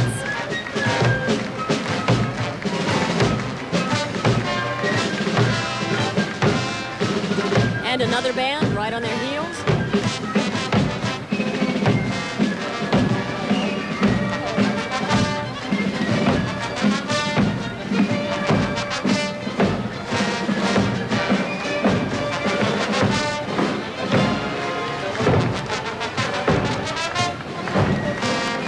As you can hear, the 313th Army Reserve Band. The band's out of Birmingham, Alabama, and is composed of reservists. The next band focusing on stand is the 313th Army Reserve Band. Then we have marching down the street, the Army National Guard Marching Unit. The Army National Guard combined the platoon, and this unit includes both officers and enlisted, and is comprised of members from both active and reserve forces, from the 377th Theater Support Command and the Louisiana Army National Guard here in New Orleans. Their motto, can do, anytime, anywhere. And have all around the world. The Army and National Guard combined platoon follows the band. This unit includes both officers and enlisted personnel, and is comprised of members from both the active and reserve forces from the 377th Theater Support Command. You know, the 377 TACOM has really served around the world. I've worked with some of these guys. Most recently, they were sent overseas to the Saudi Arabia area, and they are really the support and control people. They set up the computers, they set up everything that the troops need to fight a war. You bet. And coming up next, we have another veterans truck from the 9th Air Force. They were in the direct support of D-Day landing at Normandy.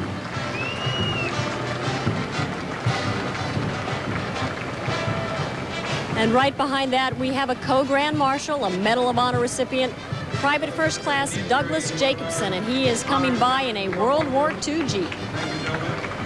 Private First Class Jacobson earned the Medal of Honor during actions against Japanese enemy forces on Iwo Jima, Volcano Islands on February 26, 1945.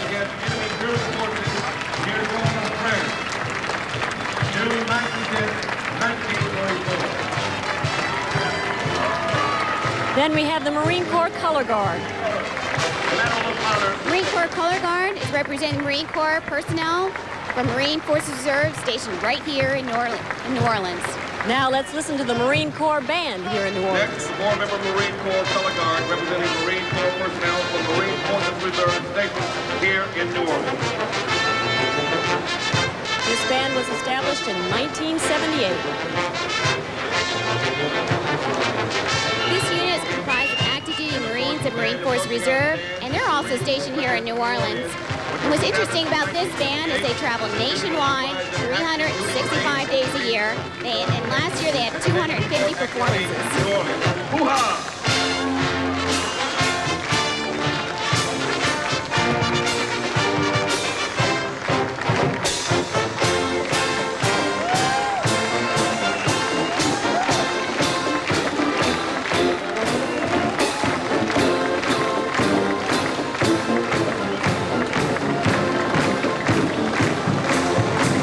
We have another flyover headed our way as we look at the Marine Forces Reserve Marching Unit. And there they are. Talking, those are some 2 Coast Guard Dolphin helicopters coming our way. Platoon that just marched by, that was from Marine Force Reserve also. Formation of F-18 ordered and a C-130 Hercules tanker from the Marine Corps Reserve Fighter Squadron. Now approaching veterans trucks, the 2nd and 3rd Marine Divisions. The veterans here on this truck participated in fighting on Tarawa, Gilbert Island, Saipan, and the Mariana Islands.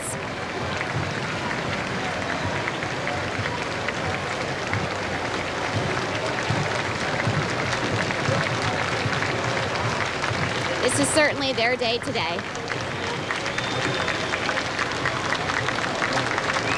next mobile unit, carrying members of the 4th Infantry Division, participated in fighting in Normandy.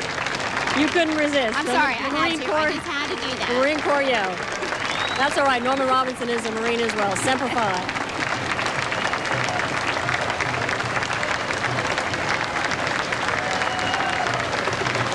We had the 4th Infantry Division coming up next. And they also fought on Marshall Islands, Saipan, the Marianas, and Iwo Jima. And then the Navy Color Guard.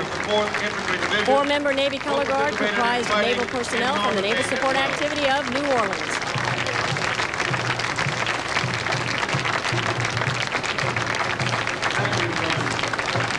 And behind the Color Guard, you're going to hear the Navy Band New Orleans. And this Navy Band is also stationed right here, downtown in New Orleans. Navy Color Guard, comprised of Navy personnel from Naval Support Activity, New Orleans.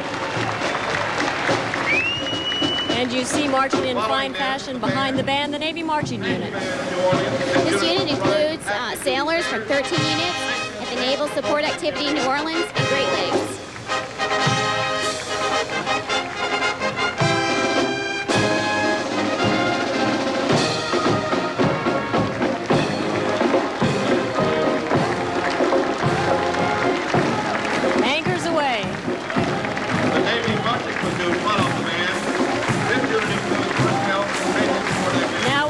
Truck representing the 1st Cavalry Division, Infantry Division, and the 7th Naval Beach Division.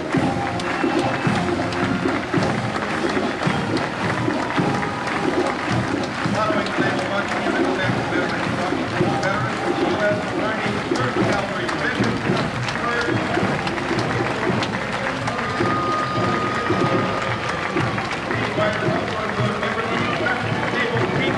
And a big round of applause for veterans from the 9th Air Force. And the next veteran from the Air Force, who are in direct support of the... You're going to see some more reenactors throughout this parade, marching in between the veterans and the active duty units. And of course, women servicemen were represented. 350,000 American women served in World War II. Some people don't know that.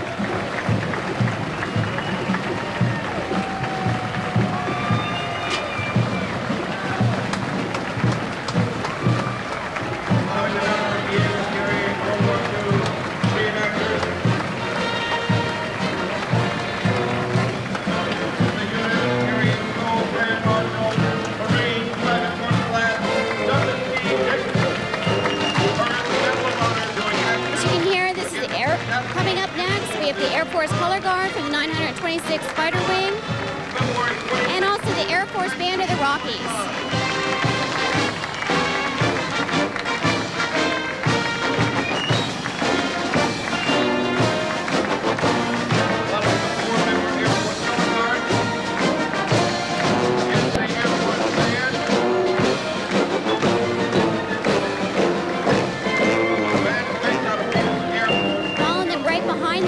Another Air Force marching unit. This marching platoon is comprised of active duty members from the 81st Training Wing at Air Force Base, Mississippi, Keesler Air Force Base, Mississippi. The Air Force marching platoon is comprised of active duty members from the 81st Training Wing at Keesler Air Force Base, Mississippi.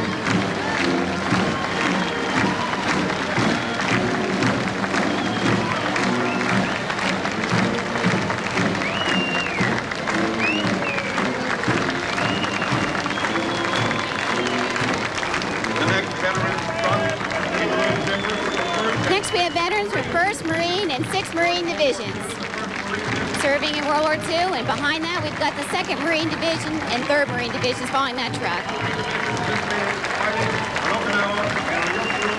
Semper Fidelis.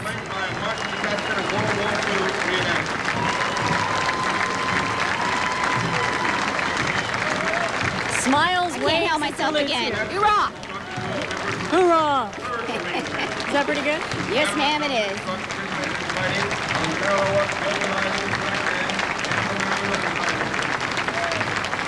On their truck, some more Marines, 4th Marine Division. As you recall, the Marines, we had 6 divisions during the landing. During D-Day invasions.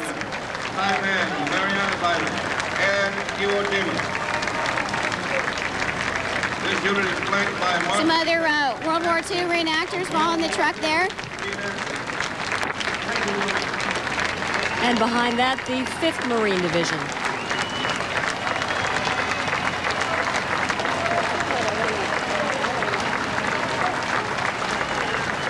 The next veteran truck includes members from the 5th Marine Division. These veterans participated in fighting on Iwo Jima and the Bonin Island. Veterans from the 5th Marine Division.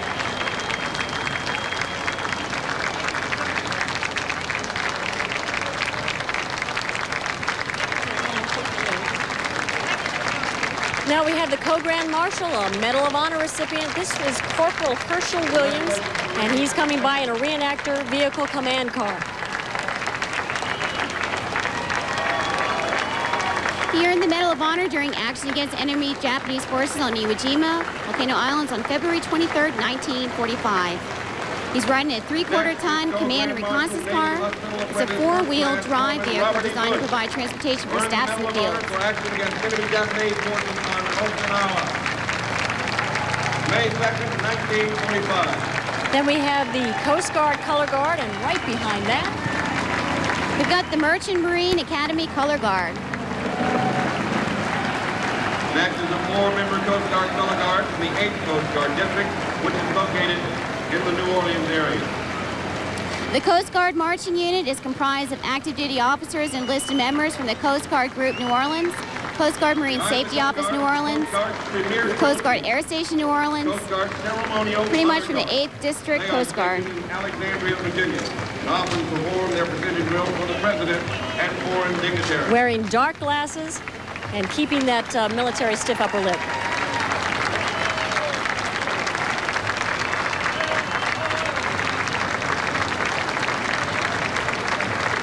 Following the drill team, the Coast Guard Marching Platoon is comprised of active duty officers and enlisted members from Coast Guard Group New Orleans. We have more World War II reenactors marching in this parade. Coast Guard Air Station New Orleans. Coast Guard Live here outside the National D-Day Museum on Andrew Higgins Drive.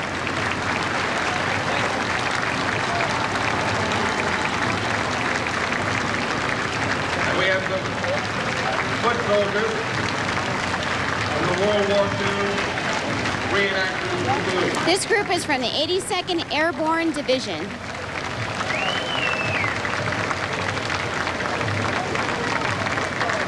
Approaching the grandstand now, veterans of the 82nd Airborne Division.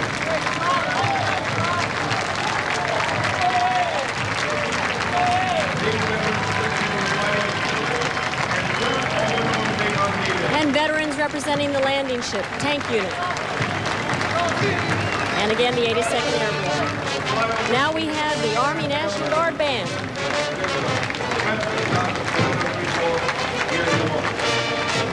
This band is the 156th Louisiana Army National Guard Band from Bossier City, Louisiana.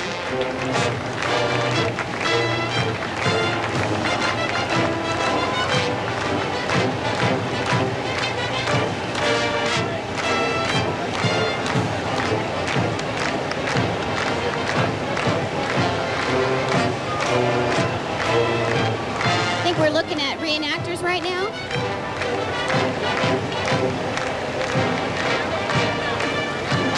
And more veterans on the landing ship tank unit. These reenactors are something else. They put on a wonderful show in Marconi Meadows over the weekend. The showstoppers behind us, that drill platoon there, they're putting on an awesome show behind us, and the Trout just can't get enough of it.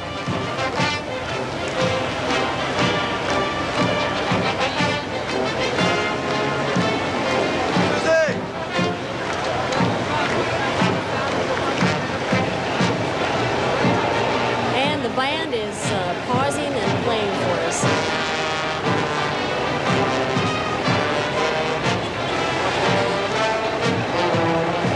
what you had expected to see, Master Sergeant Ramsey? Is this what you had hoped to see this morning? I'm actually so excited, not just for myself as a Marine, but for these veterans. These veterans, as you can tell, whether they're riding on the trucks or they're on the ground watching other veterans, it's just, I'm speechless. It's just something that I just can't even describe here.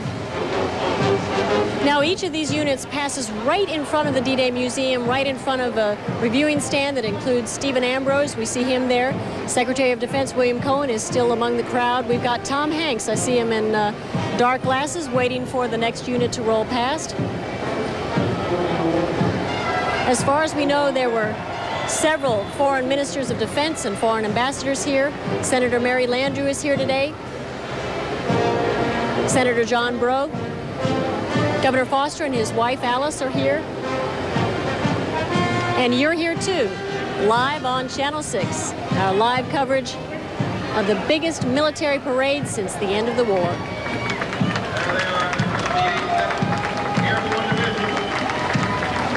Let's go down to the street and see if we can talk to some of the veterans. The next veterans truck includes members of Landing Ship Deck 75 and 225. Okay, now we're waiting for another flyover. 16 of these. I've lost count, Top Ramsey.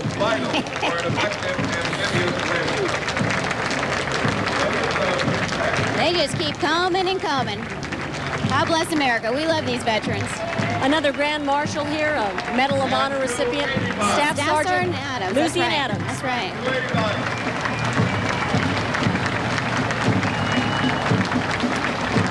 Co-Grand Marshal, Army Staff Sergeant Lucian Adams earned the Medal of Honor doing actions against enemy German forces in Normandy, France, October 28, 1944.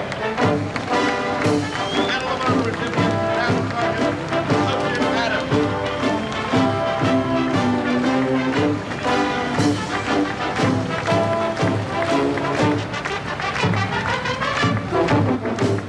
Our next band is 156th Louisiana Army National Guard Band from Motion City, Louisiana.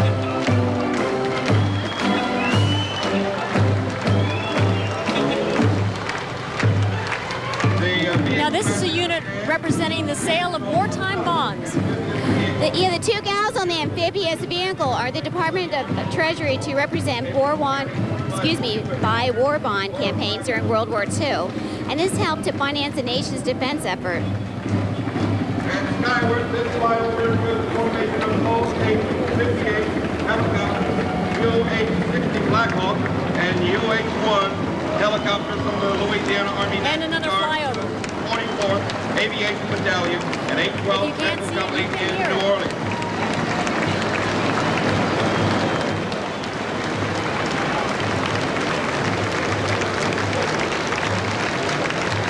And back to the parade now, more reenactors, and we also have coming up the 29th Infantry Division.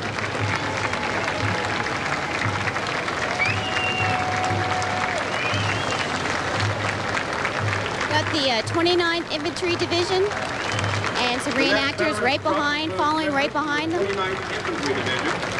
Veterans on this truck participated in fighting in Normandy on D-Day and in the Rhineland.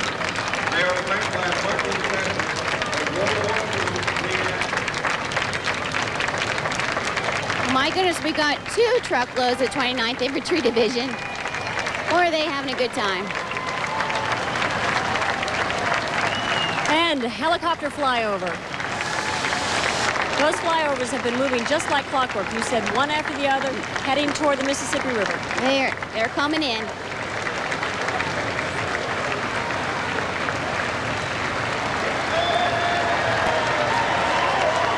The next veteran truck also includes members of the 29th Infantry Division. Master Sergeant Ramsey, you were telling me that we're expecting 40,000 veterans here for this parade today. We had initially thought it might be as few as 5,000. That's right. 40,000 is a count that we got this morning, and to be honest with you, I'm sure we might have just a little bit more by the looks of things. I'd overheard people talking in the D-Day Museum that many of them let people go off from work today just to enjoy the show, as many of their friends or relatives once served during World War II. Grandstand, Grand Marshal, Marine Corporal Herschel W. Williams, earned the Medal of Honor during action against enemy Japanese forces on Iwo Jima, February 23rd. This is the 101st Airborne Division veterans. Medal of Honor recipient, Corporal Herschel W. Williams.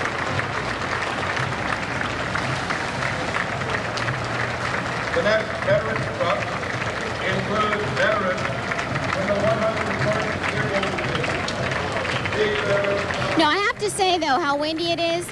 What great weather. I mean, it's just keeping everybody cool and having a darn good time. Because I don't think heat's a factor here today.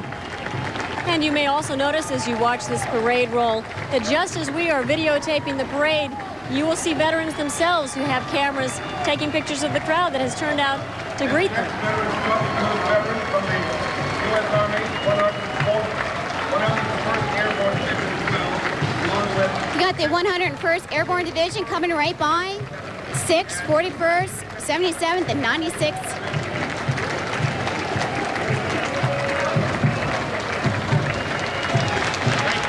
Some more reenactors coming behind that. And then another Grand Marshal, another Co-Grand Marshal, one of our 8 Medal of Honor recipients. They always Looks get a like big it might round be of Colonel applause. Page. Is that Colonel Mitch Page? It sure is. You bet it is. Yep.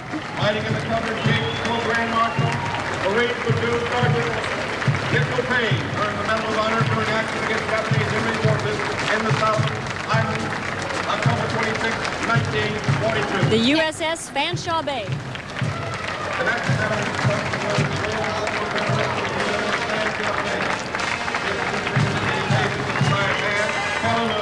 and Okinawa. We've got the Merchant Marine Academy Midship Band coming up next. Before that, right there we have their color guard. They're doing a great job. Academy personnel from Kings Point, New York. During World War Right behind them, the Merchant Marine Academy Band. personnel and equipment across the ocean. And there are the helicopters. Are those the Apaches? Right, those are those Apaches coming over strong. I don't think the weather bothered them one bit. Kiowa from the 1st Cavalry Division in Fort Hood, Texas. 280, 600 Navy, 229, 88 on the County Fort Knox, Kentucky. 47 helicopters from the 100 Airborne Division in Fort Campbell, Kentucky. Our last band is the Merchant Marine Academy Midshipman Band.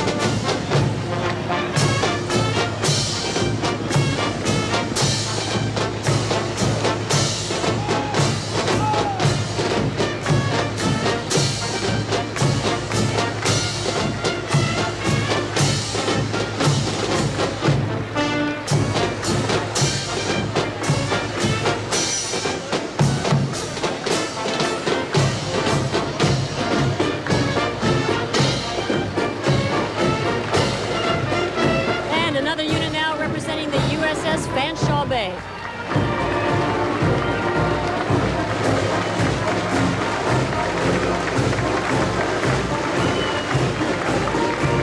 Now all these veterans are expected to gather together at the arena around noon this afternoon for the grand opening ceremonies that will be held in the arena to accommodate the veterans, good air conditioning, and the big crowd that's expected there today.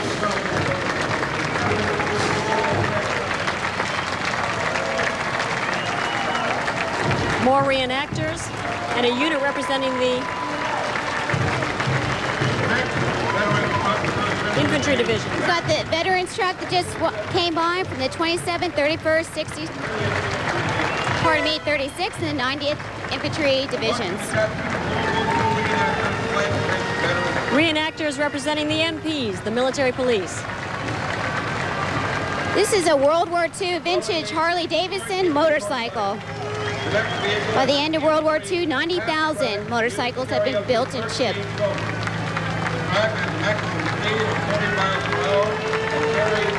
That was an M16 half truck to carry up to 13 soldiers.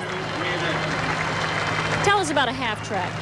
We've been hearing a lot about that. The half track, I know they have one of those, actual half track in the museum. Yeah, it's pretty interesting. It had track at that time at a maximum speed of 40 miles per hour, and it had 2 machine guns on it. Got some more veterans riding in the truck and some of the Humvees. I bet they like the Humvees today. A little smoother ride for them. And we are just about nearing the end of this parade. And I have to put in a good word for the New Orleans Police Department. There they are, making sure this all happened.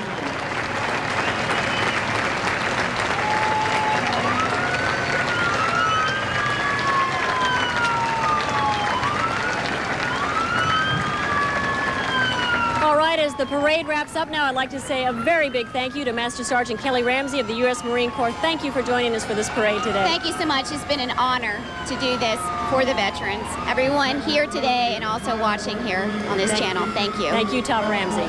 Don't go away. There's much more ahead in our live coverage, and we'll be right back.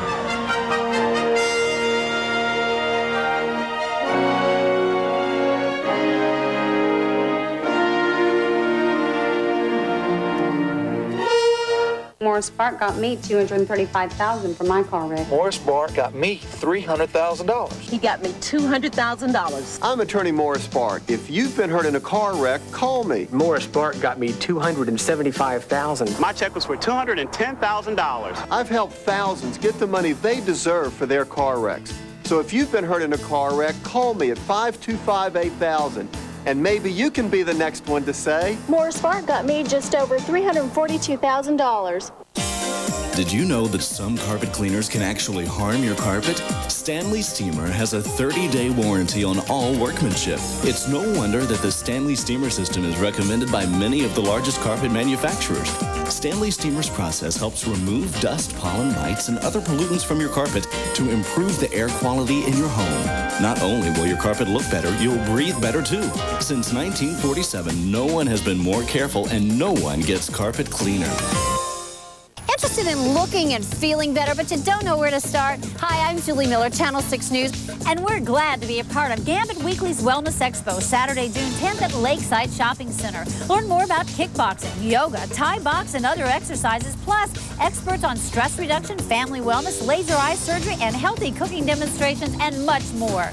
And it's free and open to the public. Gambit Weekly's Wellness Expo, Saturday, June 10th, sponsored in part by WDSU Channel 6. Sadness, fatigue, hopelessness, disturbed sleep, darkness. If you are experiencing these symptoms, you might be depressed. There is hope. I'm Dr. Mark Townsend of the LSU Turo Anxiety and Mood Disorders Clinic. Your help is needed for the evaluation of an investigational medication for the treatment of depression. You may qualify for participation at no cost. Please call 897-8559.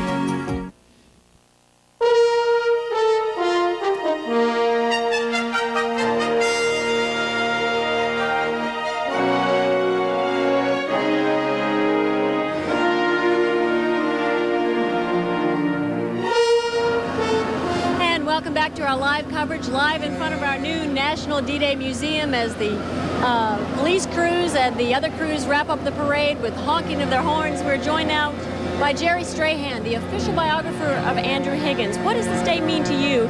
A day that honors not only the veterans, but Andrew Higgins, the man who built the boats. I think it's a fabulous day. For so many years, Higgins has been forgotten. He's kind of the forgotten hero of World War II. And with Dr. Ambrose building this museum, Mr. Higgins and all the employees of Higgins Industries and all the citizens of New Orleans, because 1 out of 5 of everyone in the state of Louisiana who worked in industry, manufacturing, worked at Higgins. They're all now going to get the recognition they so justly deserve. And then the veterans of World War II today finally got the parade in the museum that's so long overdue for them. You know the life story of Andrew Higgins probably better than anyone else. What happened to this man's memory? We lost track of him until just recently. We've sort of rediscovered him as Stephen Ambrose rediscovered him. Well, I think at the end of the war, when the Navy wrote the histories of the war, they focused on the large battles and the large battleships, and the small landing craft just got lost in the stories. And then also, if you focused on Higgins' successes, you also had to focus on the failures of the Bureau of Ship. And I think at the end of the war, no one wanted to look at the failures. They were happy with the victory. and they wanted to right the wars of the big ships. Yes, isn't it true that Higgins boats out on Lake Pontchartrain beat the government's best boats, and that's how we wound up having Higgins landing craft? Yes, and also on Lake Pontchartrain, 30,000 men were trained by Captain Richard McDerby landing the Higgins boats, and those men made many of the invasions in Normandy and throughout the Pacific. So New Orleans was a training ground for Normandy and the entire Pacific theater. Andrew Higgins, by all accounts, was an extremely patriotic man. Very much so. At the end of the war, he was not a wealthy individual, as most people would believe. He put his own money in his company, and also at the end of the war, he kept his companies going longer than perhaps he should have, because he wanted to keep the people working, and he wanted to give the soldiers returning a job if he so could. Now, I have heard that on D-Day itself, when Andrew Higgins became aware that this invasion was happening, and as the country became aware that the invasion was happening, he asked his employees to pray. Yes, I mean, he did, and he made speeches at all of his plants because he wanted them to remember what they had done and remember the sacrifices that others were making on this day. Have you enjoyed the museum? Have you had a chance to really look at the exhibits here? It's really a world-class museum. The city has an awful lot to be proud of that it's here. And they really owe a great debt of gratitude to Dr. Stephen Ambrose. All right, Jerry, stay with us. Jerry Strahan, the Andrew Higgins biographer, as we bring you now our own documentary produced by WDSU 6 News' Heath Allen, Bridges to the Beach, the story of Andrew Jackson Higgins.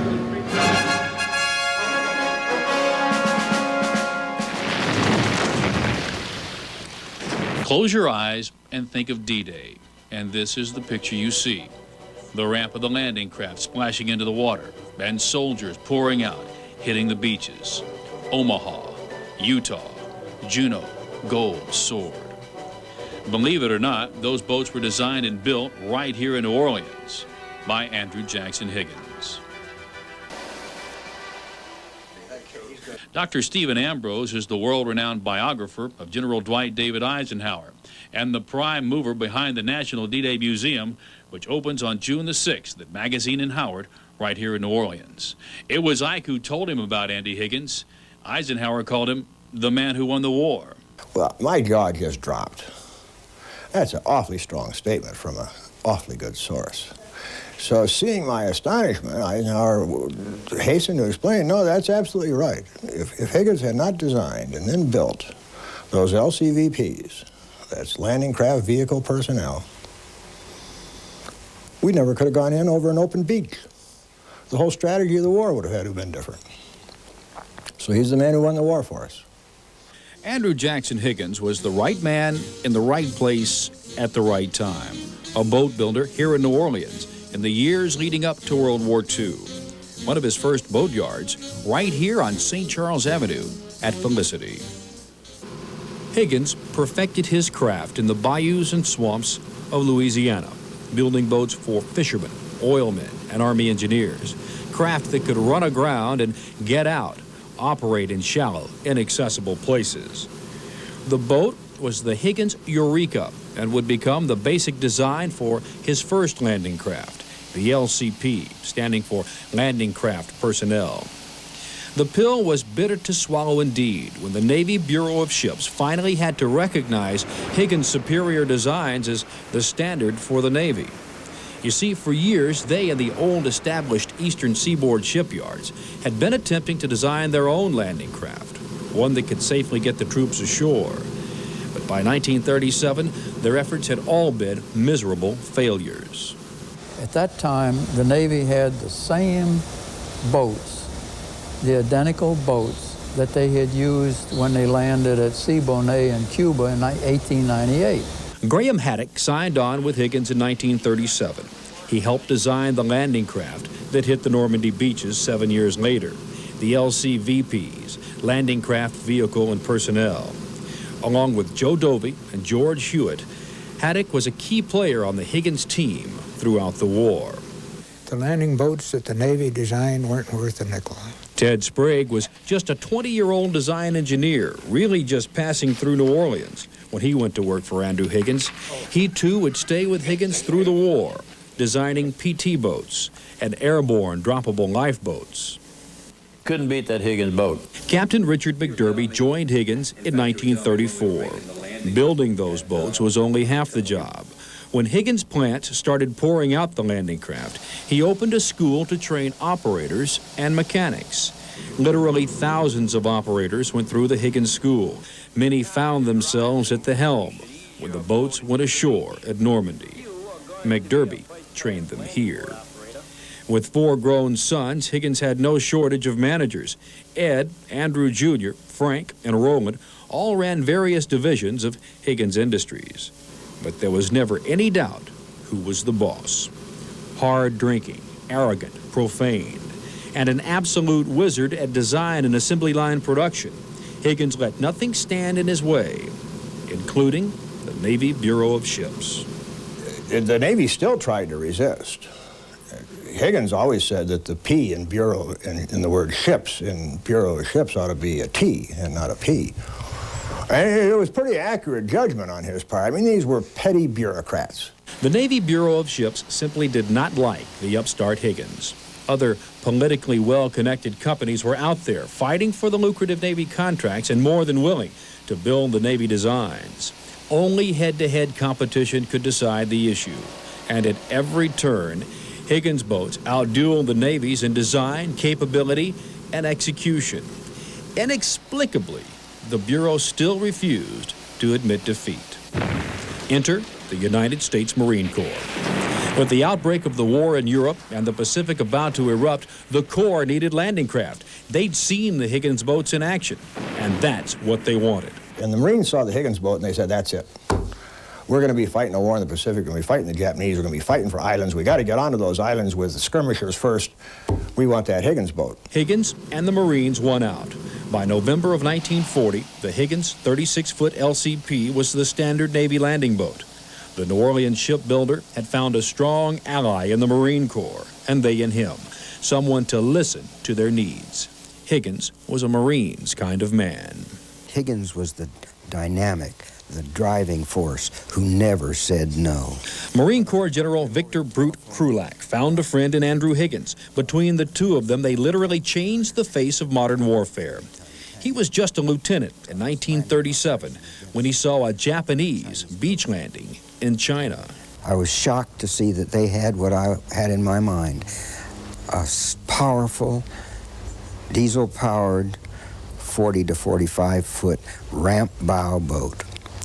And I took a lot of pictures of it and wrote a report and sent it back to Washington. I was just a lieutenant, and it got no consideration at all. When I got back to Washington, I went to the Bureau of Ships and checked with them, and they finally found the report. And some fellow had scribbled across it, "This came from some nut out in China."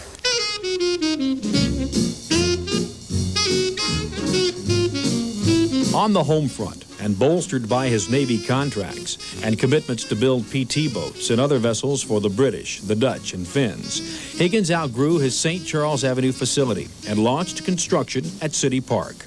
The multi-million-dollar boat building facility was the largest under one roof and not even located on water. Krulak had come to Higgins with pictures of the Japanese ramped landing craft that he'd seen in China. The Higgins design team went to work, cutting the bow from the original Eureka design and replacing it with that ramp. Over the next 2 years, thousands would be built just like it, and they'd assault beaches from Normandy to Guadalcanal. America had not yet entered the war, but the Navy Bureau of Ships would swallow its pride and accept Higgins' designs as the Navy standard. At the same time, he would make his patents and designs available for all shipbuilders for the duration of the hostilities. New Orleans would build the bridges to the beach.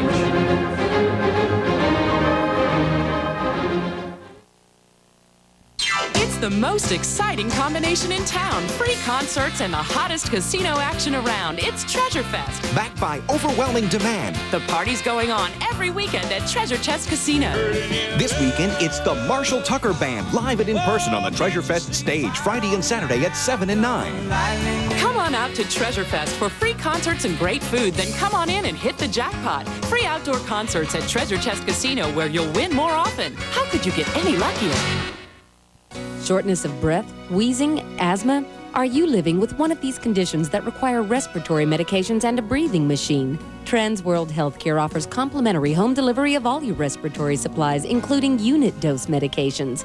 We bill Medicare, most Medicaids, and your private insurance directly. There's no forms to complete and no waiting for reimbursement. We also track your reorder needs. To enroll now, call toll-free 1-800-450-5050. That's 1-800-450-5050.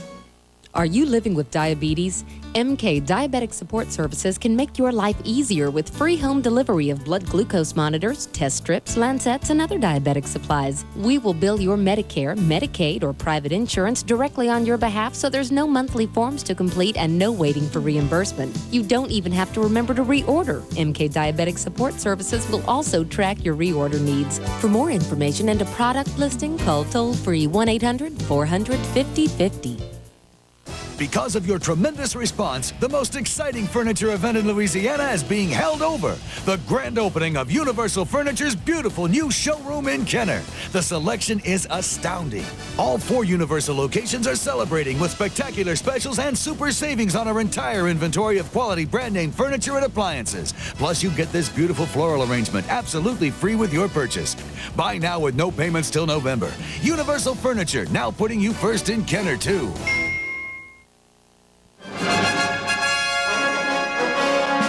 Fall of 1941, it was obvious the United States would enter World War II. On December 7th, 1941, the Japanese bombed Pearl Harbor, and America mobilized. Higgins heard the news of Pearl Harbor on the radio. That same day, work began on clearing the site for the new plant on the Industrial Canal. Production would soar immediately. Higgins' assembly lines would never stop as New Orleans and the rest of America went to war. Hitler had made a bet that the democracies would never be able to get their act together on the industrial front, that the inherent disorderliness of democracy, the war that was going on between government, labor, and industry in the United States in the 1930s would preclude America ever turning out great numbers of tanks, planes, ships, weapons. Hitler lost that bet, and he would call Higgins the new Noah. At his own expense, Higgins built 3 ramped landing craft for inspection by the Navy and Marine Corps. In tests on Lake Pontchartrain, they watched the new ramped Eureka boat load and unload trucks. Then 36 Higgins employees boarded the LCVP, landing craft vehicle personnel, simulating troops landing on Pontchartrain Beach. The ramp, a simple common sense solution, worked. So now the big brass wanted a look. They would come to New Orleans in 3 days to inspect the LCVPs.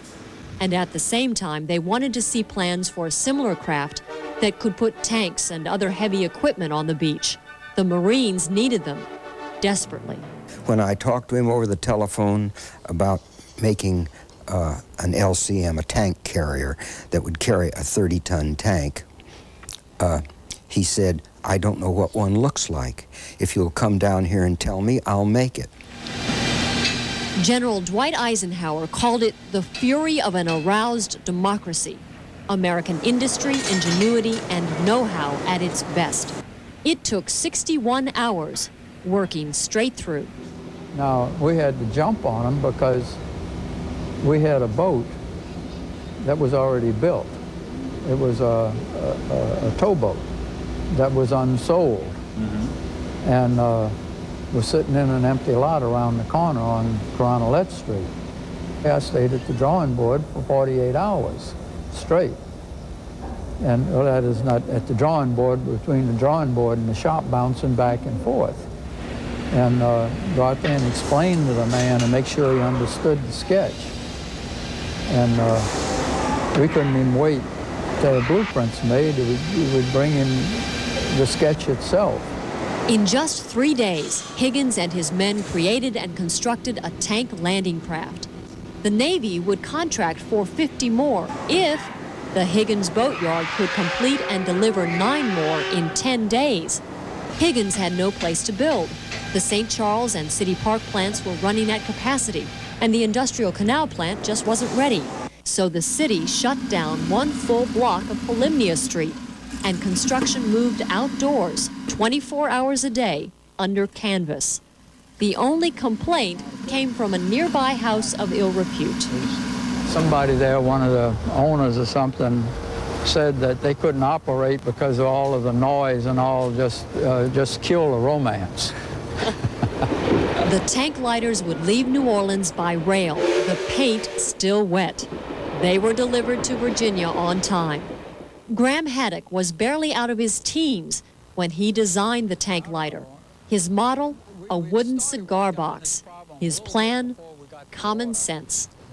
The idea of getting the load and making the stability calculations to make the boat safe, that's what the essential part of the design was, and I did that. And then the ramp and the operation of the ramp, I did that design. How did you come up with this idea? We just worked on it. We had to do it. He made 10 in 9 days. The Navy had taken 2 years and hadn't made one yet. He understood this. He just wouldn't say no. A year later, Senator Harry Truman settled the issue between Higgins and the Navy Bureau of Ships. A head-to-head competition between the Higgins tank lighter and the Navy design. The final test came in May of 1942 at Norfolk, Virginia. The Navy crew nearly drowned. Jesus. That's it. Those poor damn guys. I thought the damn thing was going to upset. They'd get in there and their boat would get sideways and they'd broach it. And of course, being a round bottom boat, that boat would be like a bathtub, round and around and around, where the Higgins boats would go in, go off, go in and go off. And he whipped them on that. The cork was pulled then. They let a contract with Higgins immediately, and that part around City Park Avenue never was the same again. By September of 1943, the miracle of American industry had hit full stride. At the zenith, Higgins employed well over 20,000 people and built more than 20,000 landing craft. By 1943, the tide of the war would change. The American Navy boasted more than 14,000 vessels, nearly 13,000, 92% of the entire U.S. Navy was designed by Higgins Industries. Nearly 9,000 had been built right here in New Orleans and tested here on Lake Pontchartrain. Higgins' boats would ride the waves into Normandy. D-Day approached.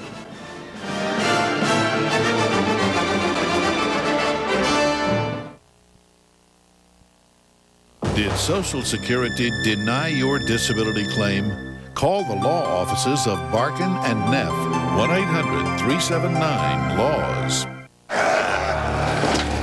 Don't even think about it. Why do we always have to wait for the captain?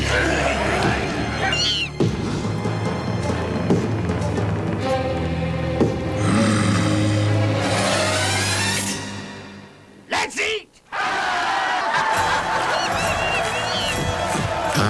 The power of cheese at Del Champ's.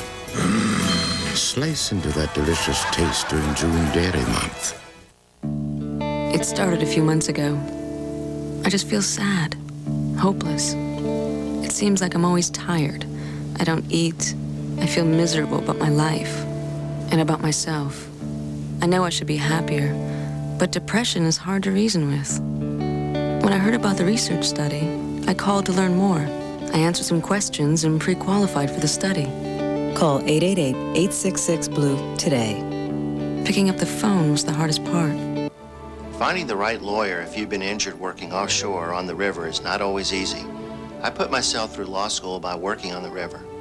I understand how unsafe conditions cause injuries. I know what it's like to worry about finding proper medical treatment and paying bills. You owe it to yourself to find the right lawyer. We've successfully helped many injured workers and their families. We help people get back on their feet.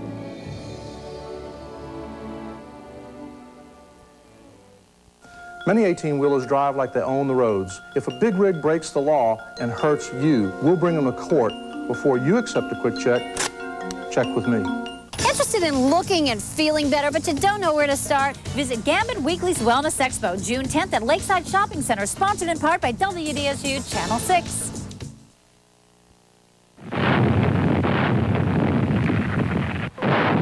On the morning of June the 6th, 1944, the Allies slammed a mighty fist across the northern shores of France. Their bridges to the beach were Higgins boats, designed, built, and tested right here.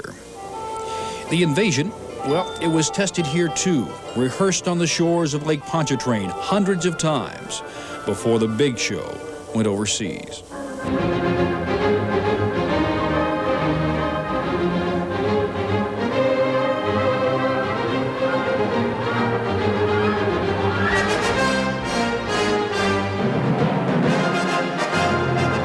D-Day, that's where we did a lot of training, because they were going in over there at Omaha Beach and places like that, and a lot of them went in right into a wall.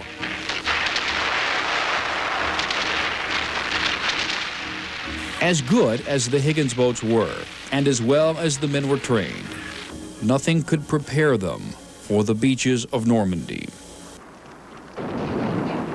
Boats have neither fear nor courage. In the face of enemy gunfire, soldiers have both. At the age of 19, Sergeant Bob Slaughter was in the third wave on bloody Omaha Beach.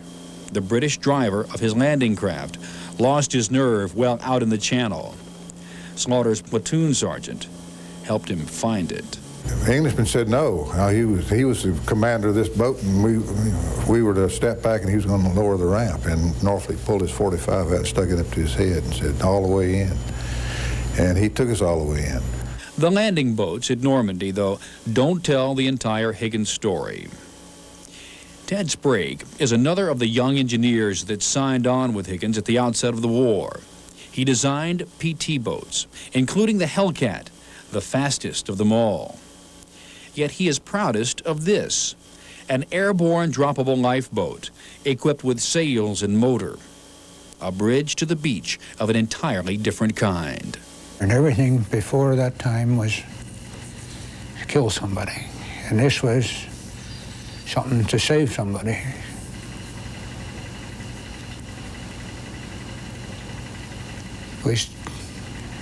We got letters from air crews that were rescued with that boat, and just... A half-century later, it's the lifeboat he remembers. I didn't kill anybody, I didn't kill the enemy, but I feel like in my heart and my mind that I saved a lot of people's lives, a lot of men, a lot of people that were on these boats, because the guys did the right thing.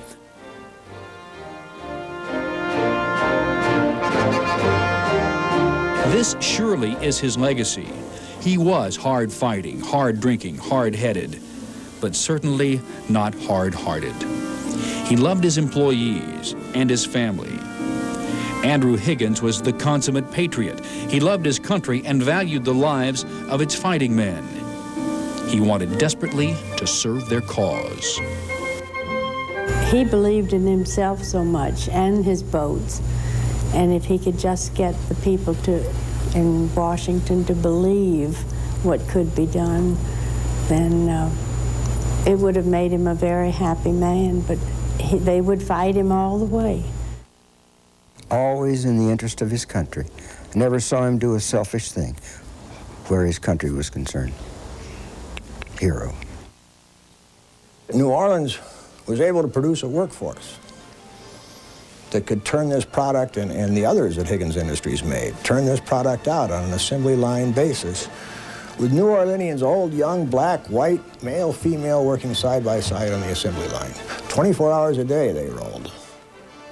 When they went in on Higgins boats.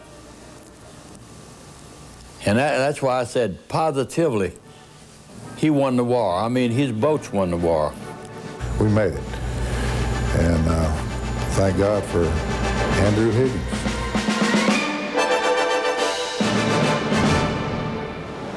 And welcome back to our live coverage here at the National D-Day Museum. Jerry Strahan, the Andrew Higgins biographer, left us just a few moments ago to join other actual Higgins boat builders to go on over to the arena. Now, the arena is where the grand opening action shifts now. It's going to have speeches by Tom Brokaw, Steven Spielberg, Stephen Ambrose, of course, the museum founder, Nick Mueller, the co-chairman, the person who hatched up this idea with Stephen Ambrose in Ambrose's Gentilly backyard over drinks a few years ago. That is where the bulk of the grand opening celebration will take place. It should last about an hour or so. And then, of course, the veterans will come back to look at the museum. So that's going to do it for us right now from the museum live. We have talked so much about it that I have to let you know that I'm going to give you a personal private tour live today at 5 and 6.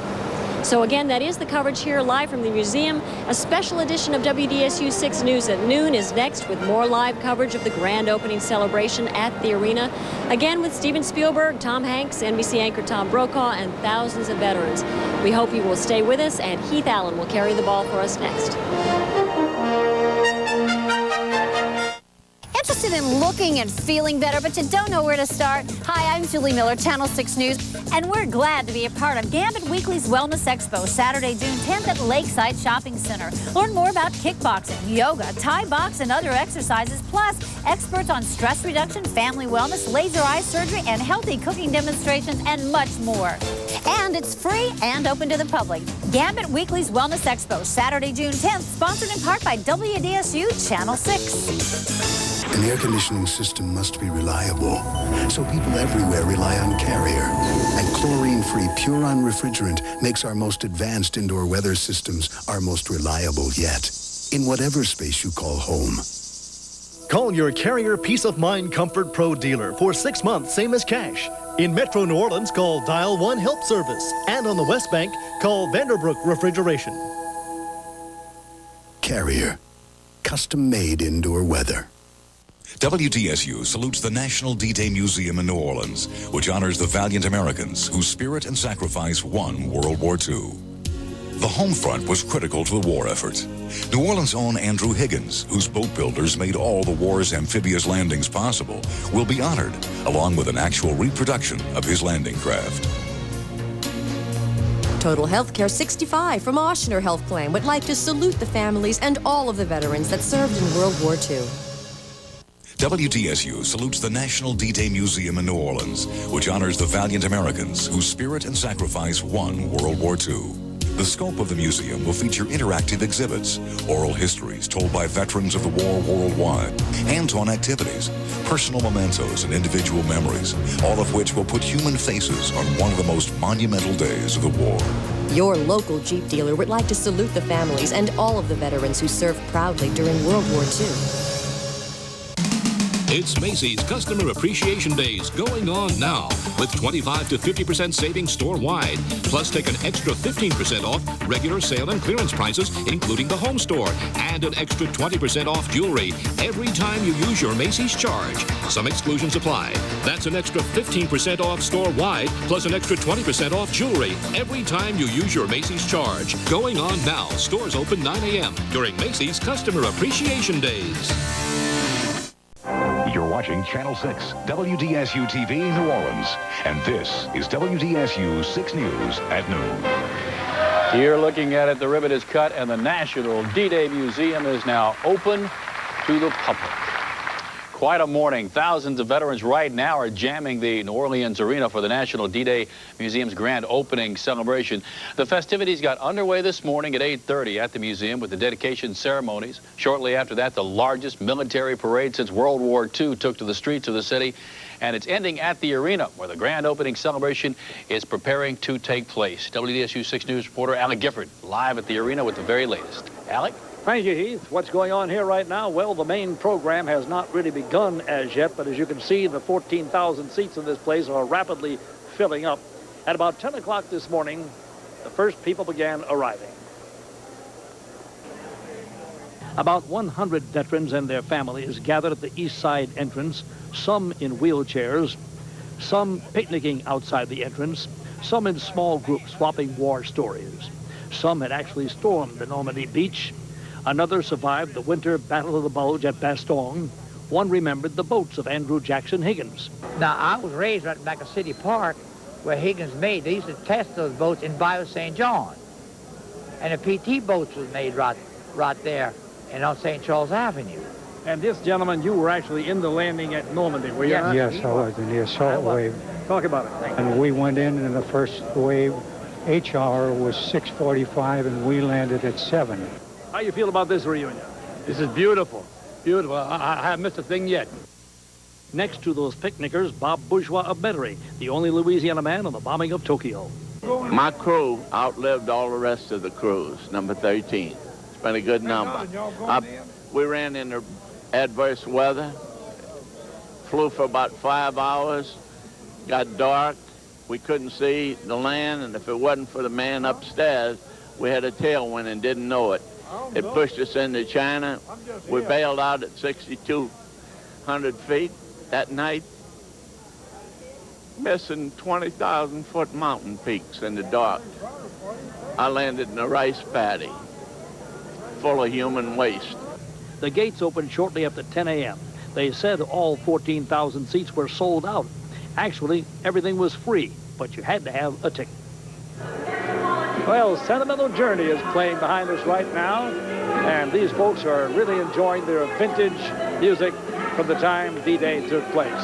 We'll be joining the event back here in just a little bit as soon as the program gets started. Now back to you, Heath Allen. All right, Alec Gifford down at the New Orleans Arena. Alec, they're going to be getting there a little bit late because the parade ran behind a little bit this morning, probably because of the weather. Many of the veterans that are in the arena did take part in the Department of Defense parade through downtown New Orleans. Featured top marching bands and band units from every branch of the U.S. military service. WDSU 6 News reporter Janella Newsom is now live outside the museum. Quite a morning this morning, Janella. Keith, what a morning it has been. You know, thousands of veterans have traveled near and far to see this one-of-a-kind museum in their honor.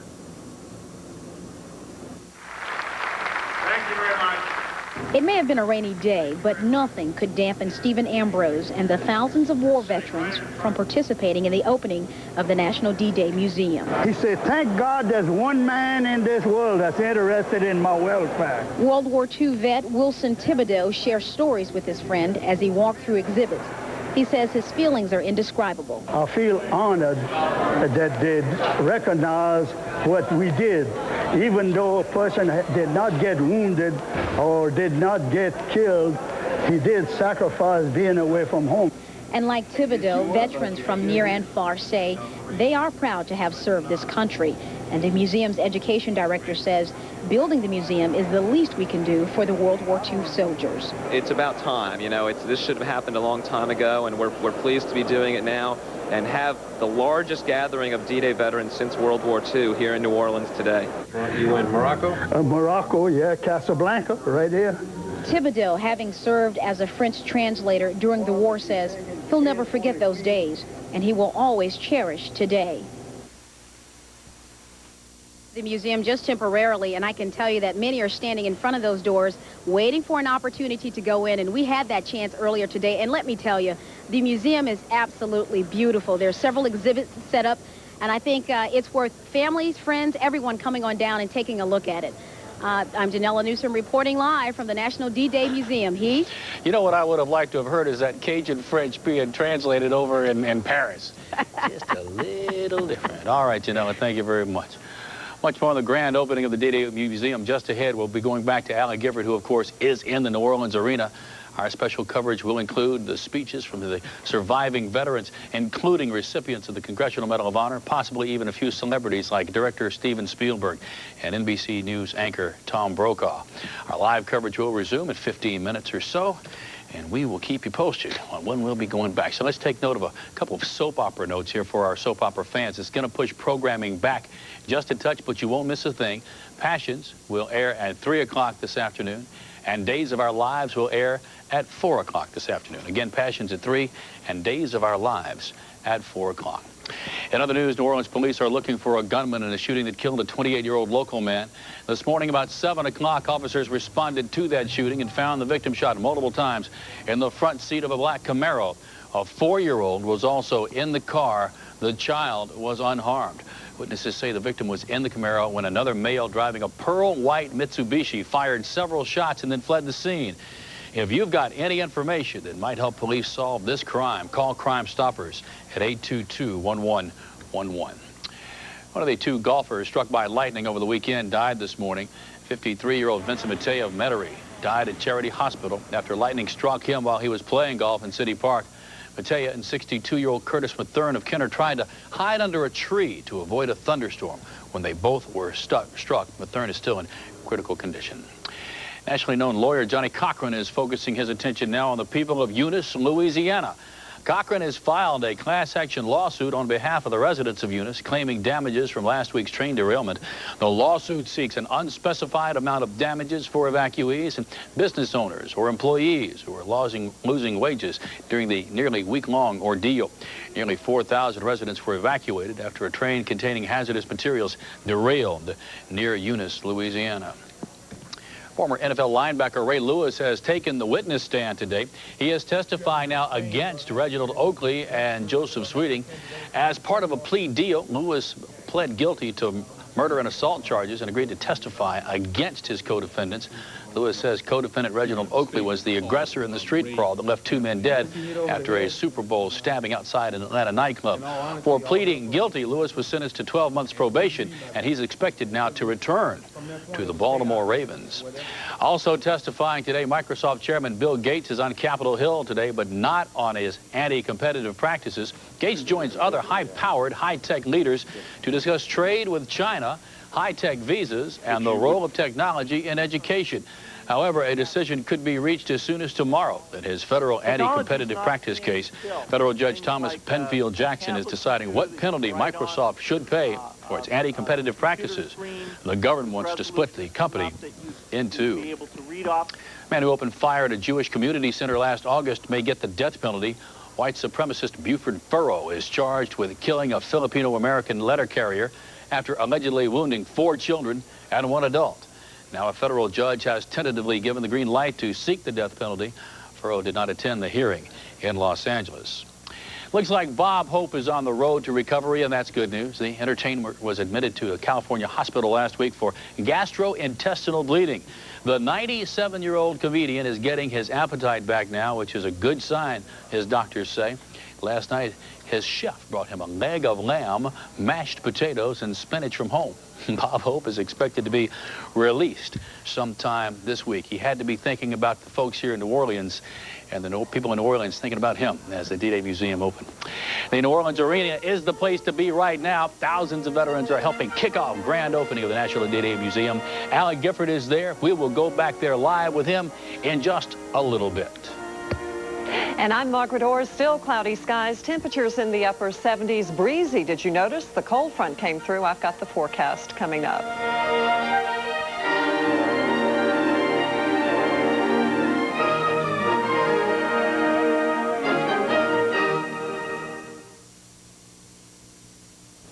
Something's changing in New Orleans, and it all starts with you. I'm Mason Granger, President and General Manager of WDSU. Now, you can be a part of WDSU and 6 News like never before. Call our Feedback 6 phone line. It's your chance to tell us what you'd like from your television station in news and programming, and how we can serve the community even better. And it is your station, because we're building WDSU around you.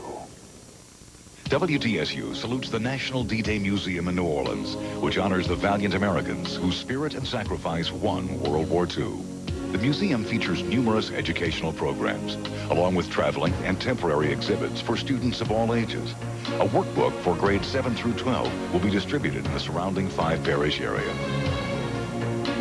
The Gertrude Gardner family of realtors salutes all veterans and their families for the sacrifices they've made on our behalf.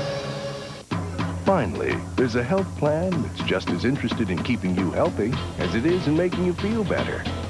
Total Health 65 from Oxnard Health Plan is the only plan with Silver Sneakers.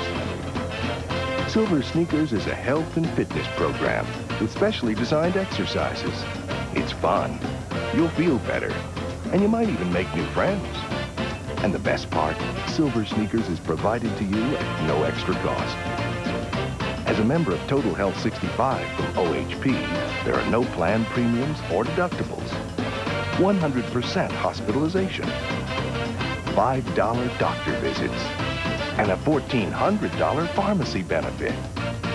Call now for more information about Total Health 65 with the Silver Sneakers benefit. It's the health plan that's working to keep you feeling healthy. Total Health 65 from Oxnard Health Plan.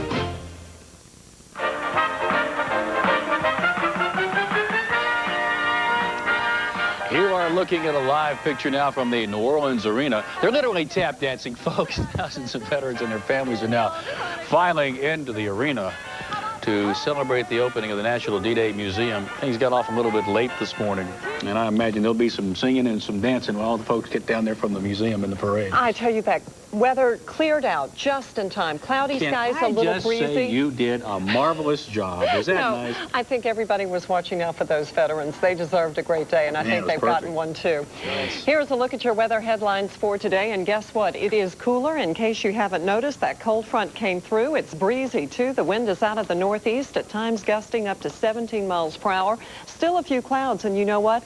Still some rain. Here is a look at live Super Doppler 6000, and there's the rain that's right along the coast, extending to just south of Breton Sound. I'll zoom in so you can get an idea of what's happening along the coast. This activity is pushing ever so slowly to the east-southeast. We have rain that's occurring on Highway 23.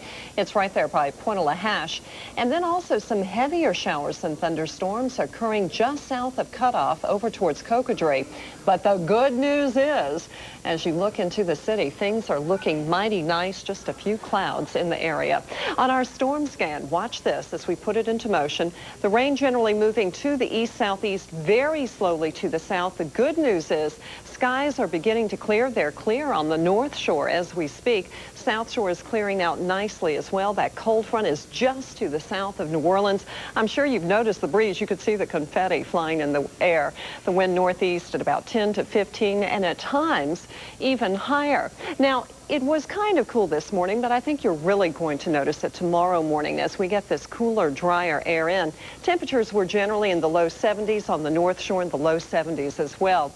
Across Louisiana and Mississippi, temperatures are in the 70s, beginning to climb into the low 80s. Here is a live view from our city cam and a look at our current temperatures. 77 at the airport, 81 at Audubon, Slidell, 76 degrees. Relative humidity, 76%. The pressure is on the rise. The wind right now out of the northeast at 12. And in your exclusive futurecast for tomorrow, what can you expect? But those clouds are going to be pushing offshore. No rain in the forecast. Looks like it's going to be a beautiful day with that cold front to the south, and we'll continue with that northeast flow. It'll feel less humid in the morning. It'll be kind of cool, though the wind will begin to die down. Definitely breezy today, though. And for tomorrow, the wind out of the northeast, then becoming easterly. But today, the wind southwest becoming northwest along the coast. Tomorrow, northeast becoming east. And then Thursday, an east-southeast flow. And you know what that means when you begin to get a southeast flow in here. We'll have more moisture moving in so that later in the week, a chance of rain. Here's a look at the tidal range. It's still good at 1.5 feet with those high tides this morning into the afternoon. Low tides occurring tonight and into the early morning hours. So here's my forecast for today. I've lowered that high with the northeast wind sending in the cooler, drier air. I think high temperatures in the low to mid 80s with partly cloudy skies and the rain continuing right along the coast, but pushing southward. Overnight low temperatures in the mid to upper 60s, mostly clear skies. Then for tomorrow, a beautiful day, lots of sunshine. High temperatures in the mid-80s. Here is a look into the week and what you can expect. And it's looking pretty nice with the chance of rain again developing by the latter part of the week. But today, the rain stopped just in time. If you had gone out there and said, I did. Man, it was perfect. It was cool. It was not so sunny that people were dying in the heat. It was just... And the second line umbrella was needed early morning when they were going out. You were absolutely right. All right, the National D-Day Museum's grand opening celebration at the New Orleans Arena is getting into full swing right now. You're kind of getting the kind of a period feel of it all, aren't you? When we come back, we'll check in with Alan Gifford and all the veterans who are reliving the battles that they fought and the freedom that they won. We'll be right back.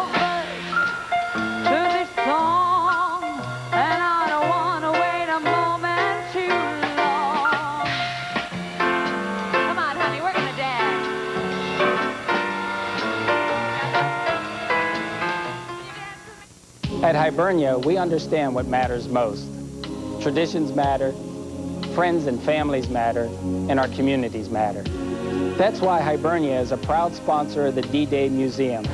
The National D-Day Museum honors New Orleans' own Andrew Higgins, whose boat builders made all of the war's amphibious landings possible. An actual reproduction of his landing craft will also be on display. Help us in supporting our community by visiting the National D-Day Museum. WDSU salutes the National D-Day Museum in New Orleans, which honors the valiant Americans whose spirit and sacrifice won World War II. The home front was critical to the war effort. New Orleans' own Andrew Higgins, whose boat builders made all the war's amphibious landings possible, will be honored, along with an actual reproduction of his landing craft. All of the employees of Goody Construction are proud to have been selected and to serve as the general contractor for the National D-Day Museum. Your doctor says take fiber every day. Which one? Metamucil with psyllium, which can give you excess gas, or Citrusel 100% soluble fiber, which doesn't. Metamucil or Citrusel. Whose taste people prefer? 2 to 1. Citrusel. Don't just have a regular day, have a great day. Cashback Days has begun at your Southern Quality Ford dealers with incredible offers. Tell them about Windstar.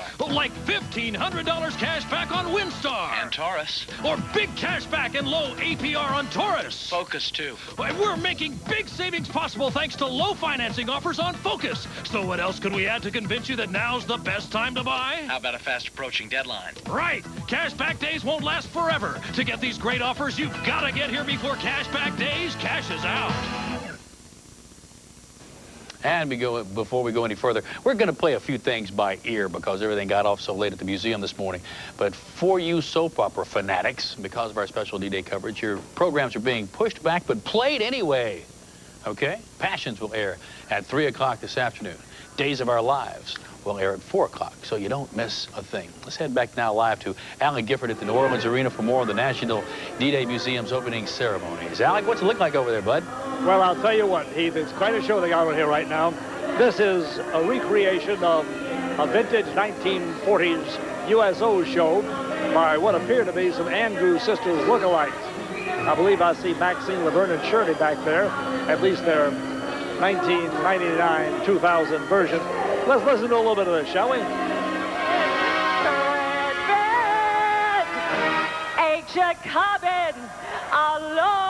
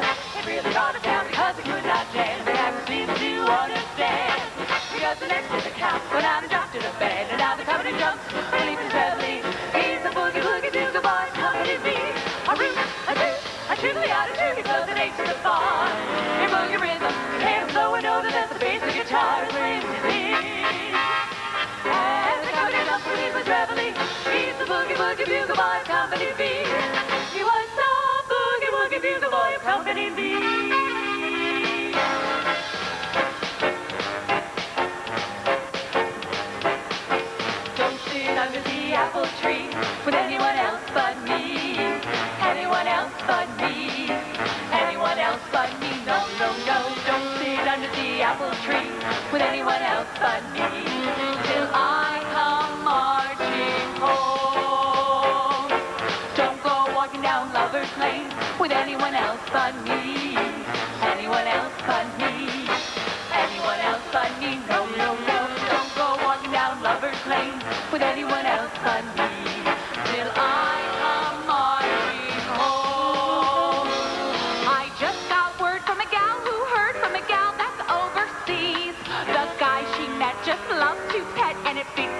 WWII. So don't sit under the apple tree with anyone else but me till I come marching home.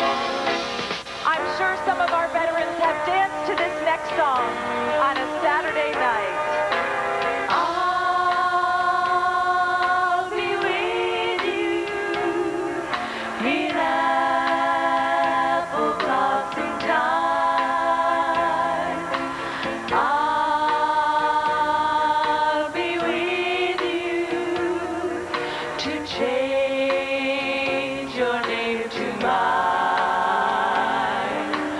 One day in May, I'll come and say, happy the bride,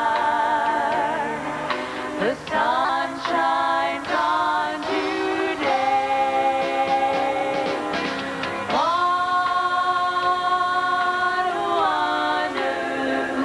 Boy, what memories of those old songs.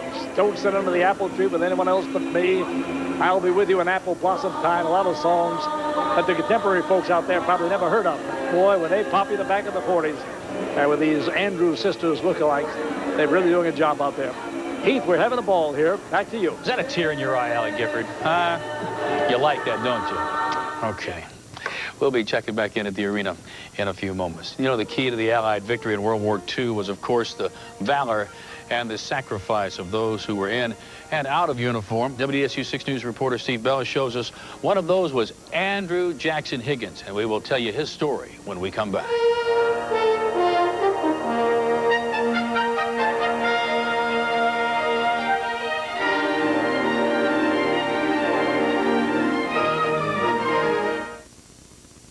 At Hibernia, we understand what matters most. Traditions matter, friends and families matter, and our communities matter. That's why Hibernia is a proud sponsor of the D-Day Museum. The National D-Day Museum honors New Orleans' own Andrew Higgins, whose boat builders made all of the war's amphibious landings possible. An actual reproduction of his landing craft will also be on display. Help us in supporting our community by visiting the National D-Day Museum. WDSU salutes the National D-Day Museum in New Orleans, which honors the valiant Americans whose spirit and sacrifice won World War II.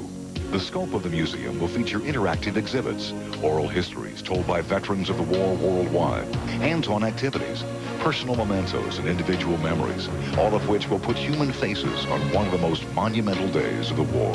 Your local Jeep dealer would like to salute the families and all of the veterans who served proudly during World War II. Why should you shop at Jeff's Haberdashery? Maybe because our suit prices begin at $395. We tailor absolutely at no charge to you because you're the customer. It's important to note that we offer the finest designer products from around the globe. You might be happy to know we've been serving the better dressed men in New Orleans since 1972. This means mistake-free shopping decisions. And guess what? We're local. This is our town. Successful people find themselves at Jeff's Haberdashery. At Jeff's Haberdashery, we are the fashion experts. While other siding companies come and go, Southern Siding just keeps getting better and better. Our new siding, Hallmark Select from Vipco, is a high-tech product that protects and beautifies your home. Over 1 million homes have been finished and guaranteed with Vipco. And the price is better than you've ever seen in the business. What you get is a better product at a better price exclusively from none other than Southern Siding. Give them a call and you'll save money. There is one catch, and this is it. Told you I was a saint. Call Southern Siding today. Richard J. Hebert is pleased to offer this magnificent country French design in Magnolia Trace at this year's Parade of Homes.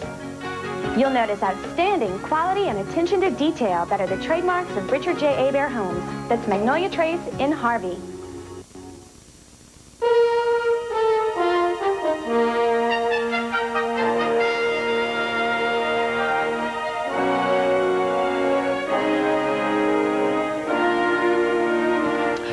Long after his death, Andrew Jackson Higgins from right here in New Orleans became known as the man who won the war. Kind of a big statement, but it came from a pretty big man himself. It was General Dwight David Eisenhower. He said that to Dr. Stephen Ambrose, who of course is the founder of the National D-Day Museum. And upon further inspection, what everyone found out about this long-forgotten man was he was the one who developed, designed, and created the Higgins boats, the landing crafts that put all our soldiers ashore at Iwo Jima, at Guadalcanal, and of course at Normandy. Let's talk about the man who made the Higgins boats. So like Farragut, bring the boats on in and damn the obstacles. Andrew Jackson Higgins' landing craft was designed to run aground on the beach for unloading. This concept changed the whole strategy of delivering troops and materiel. General Eisenhower said its maker won the war.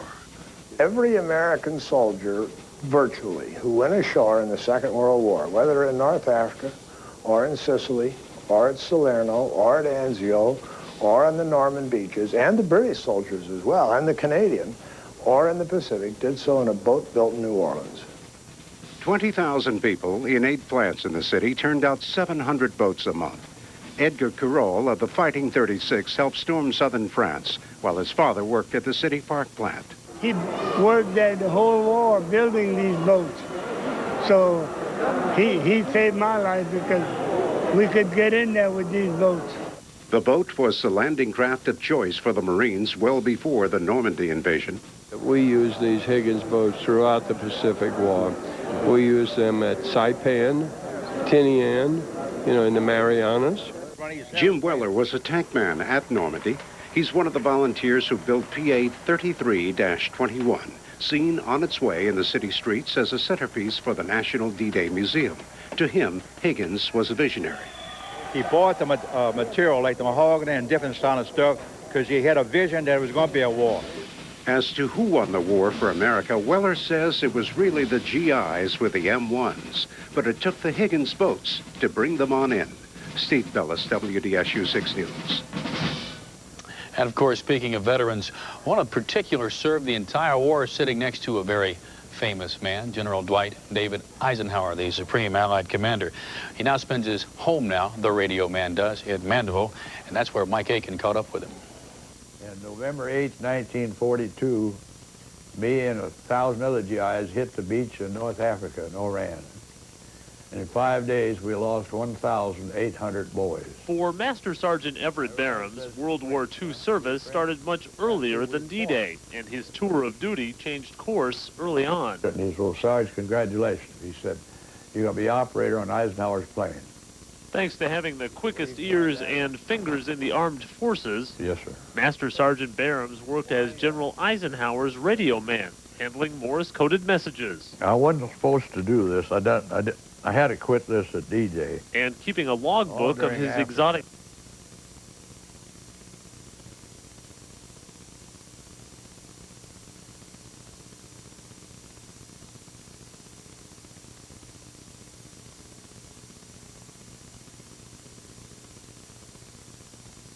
All right, we have an audio problem there that we'll try to rectify for you. In the meantime, let's take a break and we'll be right back.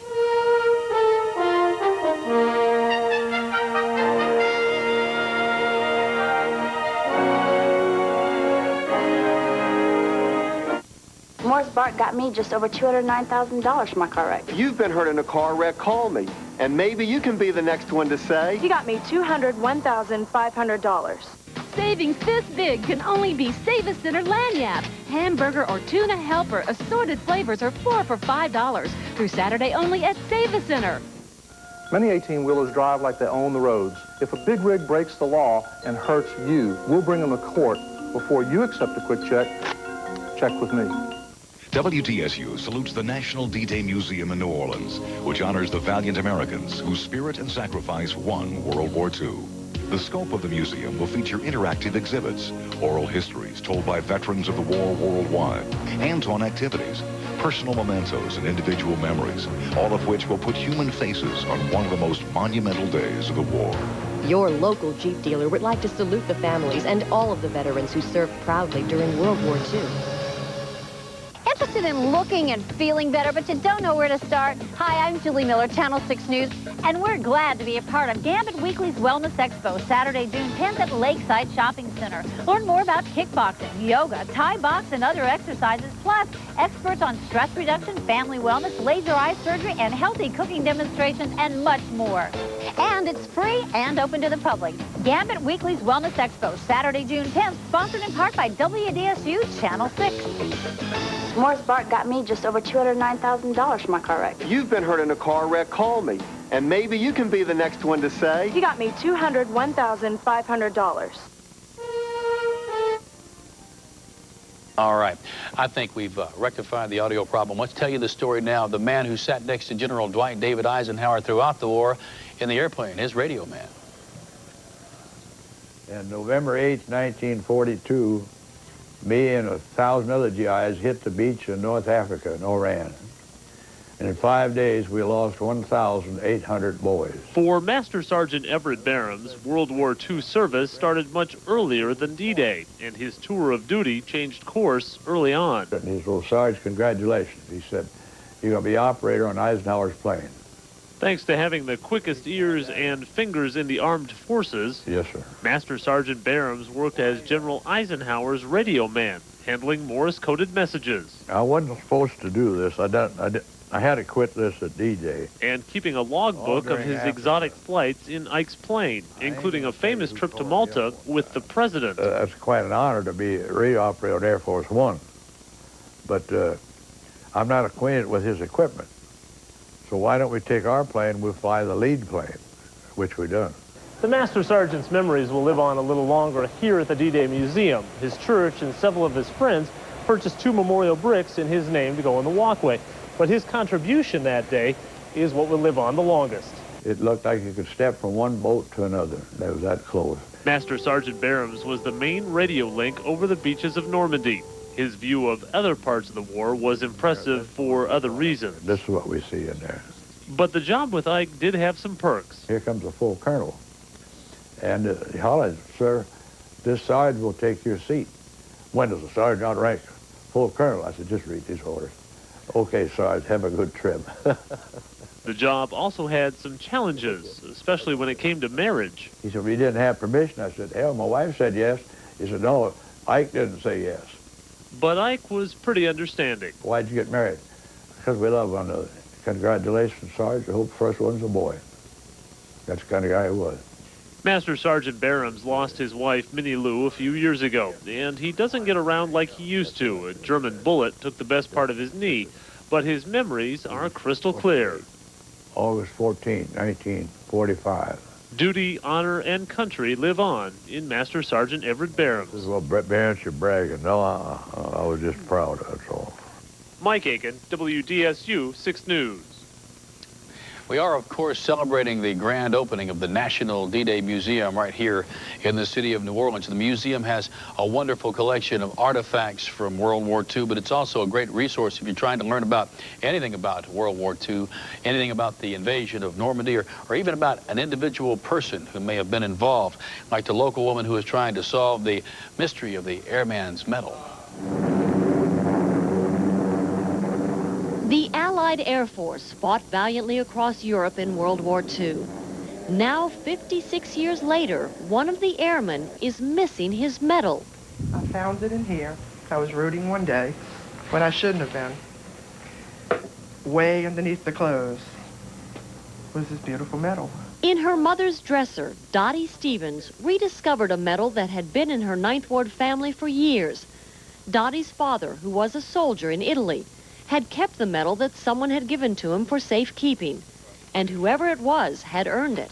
The Air Medal is awarded to Daniel Carney, Corporal Air Corps, 321st Bombardment Group.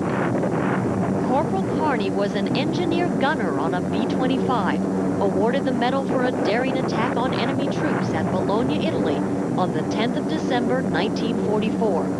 Dottie believes both her parents tried to find him before they died. And there's something else that Dottie found in her mother's old dresser, and that's this, a list of phone numbers. 455 is Metairie, 737 A Kearney relative may be close by, but although Dottie has tried, she's never solved the mystery. Now our new D-Day Museum may be able to help. We can tell you where to go. We can give you phone numbers and addresses, places for you to call to start your search and find the answers that you're looking for. So we might indeed return this medal to the rightful owner. I hope so. All right. Well, you know, the weather cooperated very much indeed for the opening of the D-Day Museum, and we'll get a little update on the forecast when we come back.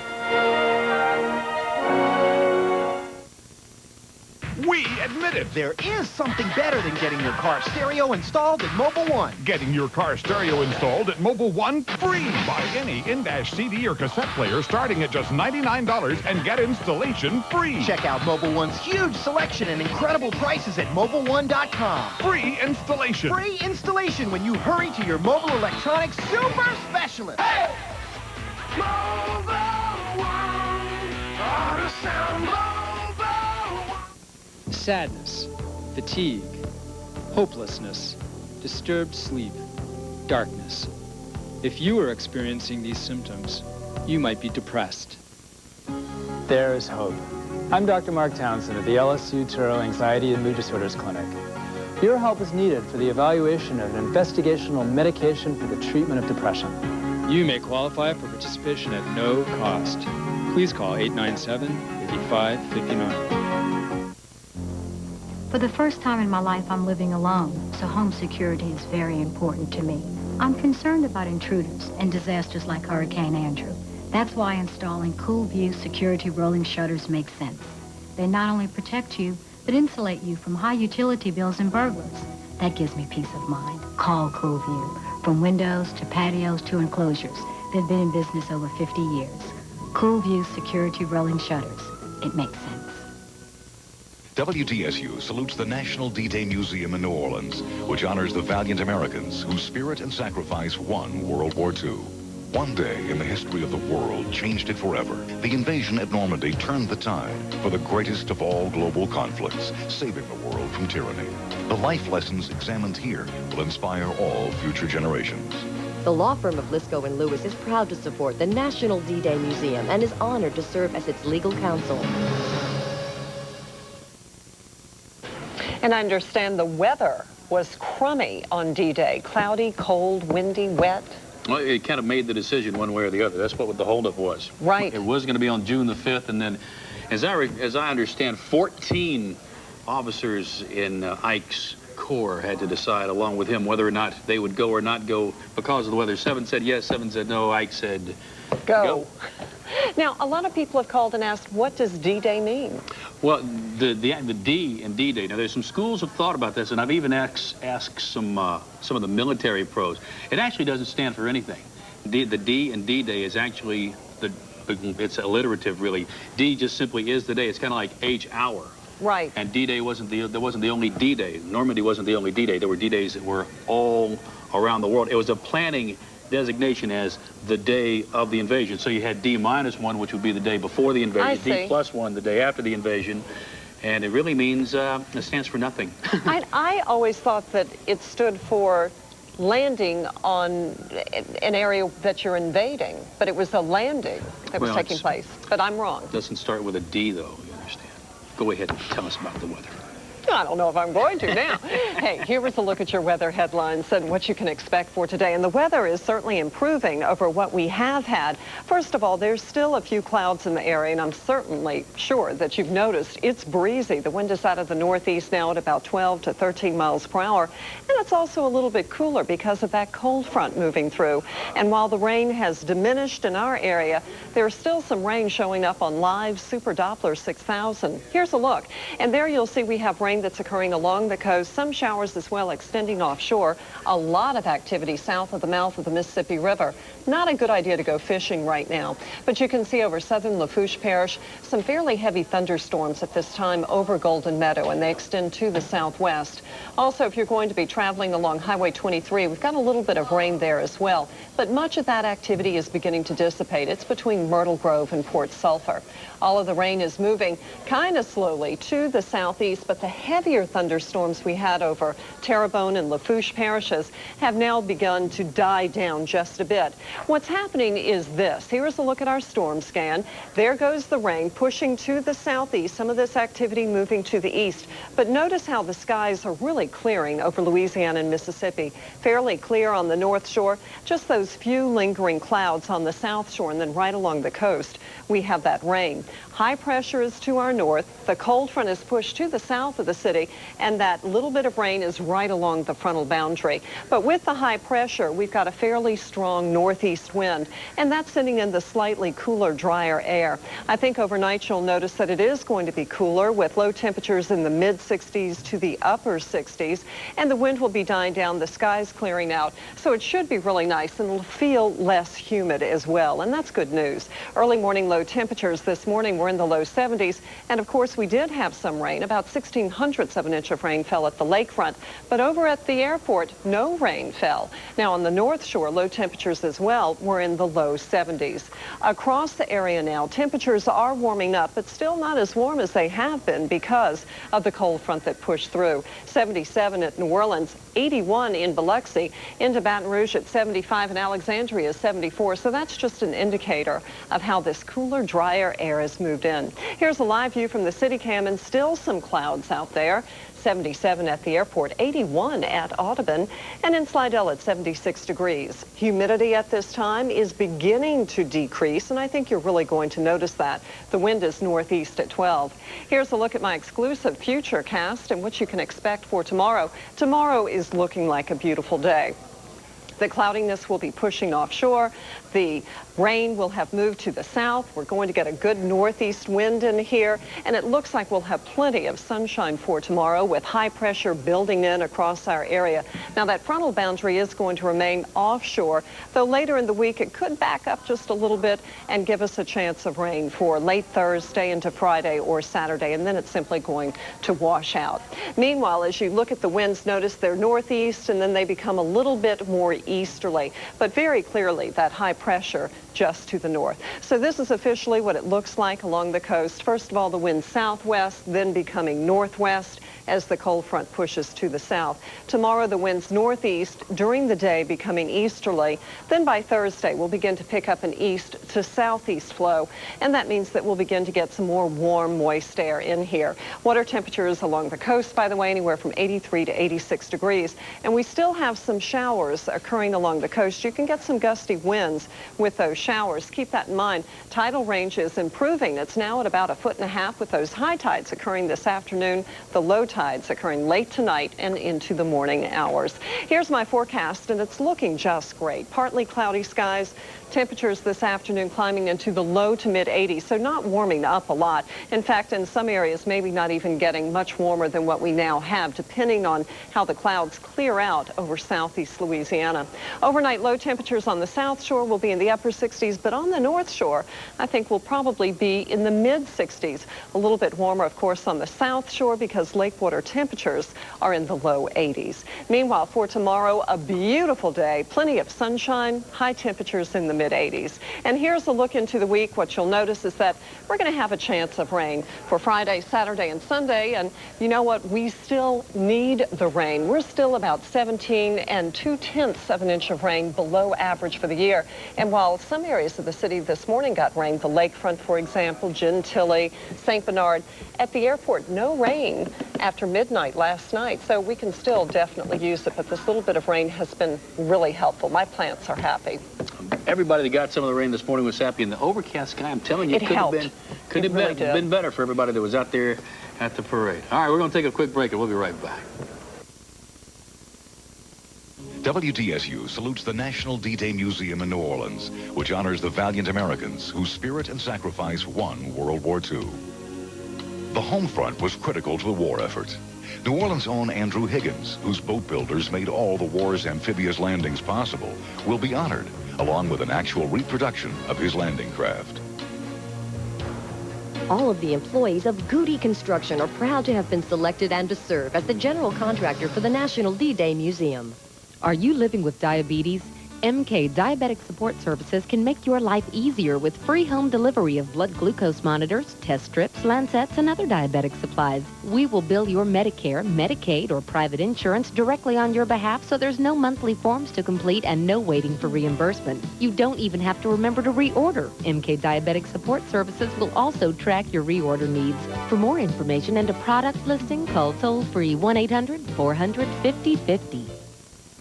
WDSU salutes the National D-Day Museum in New Orleans, which honors the valiant Americans whose spirit and sacrifice won World War II. The museum features numerous educational programs, along with traveling and temporary exhibits for students of all ages. A workbook for grades 7 through 12 will be distributed in the surrounding 5-parish area. The Gertrude Gardner family of realtors salutes all veterans and their families for the sacrifices they've made on our behalf. WDSU salutes the National D-Day Museum in New Orleans, which honors the valiant Americans whose spirit and sacrifice won World War II. One day in the history of the world changed it forever. The invasion at Normandy turned the tide for the greatest of all global conflicts, saving the world from tyranny. The life lessons examined here will inspire all future generations. The law firm of Lisco & Lewis is proud to support the National D-Day Museum and is honored to serve as its legal counsel. A lot of people are wondering why the grand opening ceremonies for the museum are actually being held in the New Orleans arena. Well, there's a couple of reasons for that. Number one, because of the weather. People were very concerned because of the heat in June that some of the elderly veterans might not do so well in the heat and wanted to go inside where it can be cool and temperature controlled. The other thing was to accommodate the huge number of veterans that are interested in attending the grand opening ceremonies for the museum. Let's go back over to the New Orleans arena now and join Allie Gifford, who is standing by live as the veterans begin to pour in. Allie? Well, practically every seat in the house is filled right now, and there are 14,000 seats in here. They took out 4,000 to put in the big stage behind me there. 14,000 seats all filled up with veterans who are really enjoying this program. Right now, it is running about a half an hour behind schedule, but there's plenty going on. Right now, we're watching a narration of a video being narrated by a man who actually made the landing at D-Day, talking about the horrors of what it was like. And people are kind of listening in rapt attention right now. We're going to be staying with this as long as it goes on. We'd probably be for a couple of hours longer, maybe. Just thinking about, you know, what an emotional experience this is for all these people who are here in this arena, the least of which, of course, is myself. During World War, when D-Day was announced, June 6th of 1944, I was a 16-year-old graduate of Jesuit High School. I was just simply days away from my 17th birthday, and I had enlisted in the Navy because for some reason or other I just did not want to be in the Army.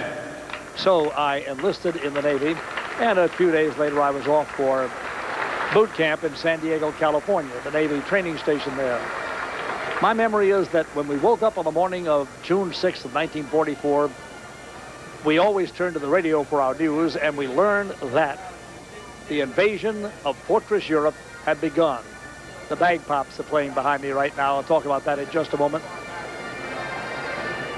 We listened to the radio all morning long, and I remember at one point we heard Dwight Eisenhower making a speech he had recorded about how this invasion had begun and Godspeed to the troops and so forth, and how this was going to be the beginning of the end of the Axis in Europe. And I'm not sure, but I think later in the day, Franklin Roosevelt came on the air, and he talked about it too. So it was quite an emotional experience. I was shipped off to the Navy in San Diego, California, and was in training in August of the following year when they announced to us that the atomic bomb had been dropped on Hiroshima. And all of us, when we heard that, believe it or not, burst into tears because we were in tear gas training when it happened. We were happy on the outside, but our tears were flowing down our faces. And that kind of is just kind of a reminiscence of my own on D-Day of 1944. Bagpipes. Let's listen to the bagpipe playing behind us. I'll tell you about them in just a moment.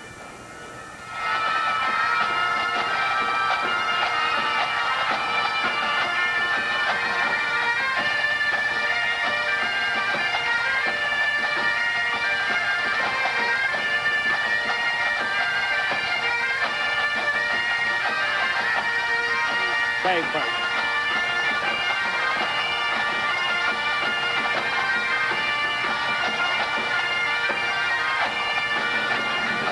What you are listening to is the French Naval Bagpipe Band, performing for the 14,000 people who are crowded together here in the New Orleans Arena.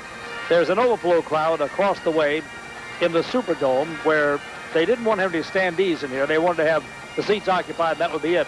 So they set up television sets on the second level of the dome over there, and there's another group of people watching all these ceremonies over there. The French bagpipes of the French Navy.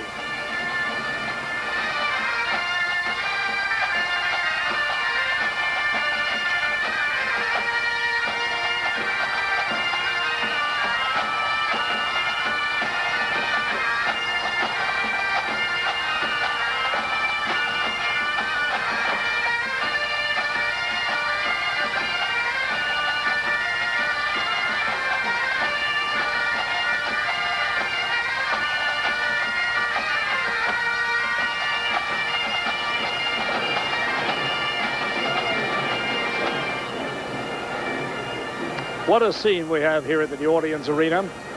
The program is running a little behind schedule, but we'll be back with it in just a little bit. Now let's get back to Heath Allen in the studio.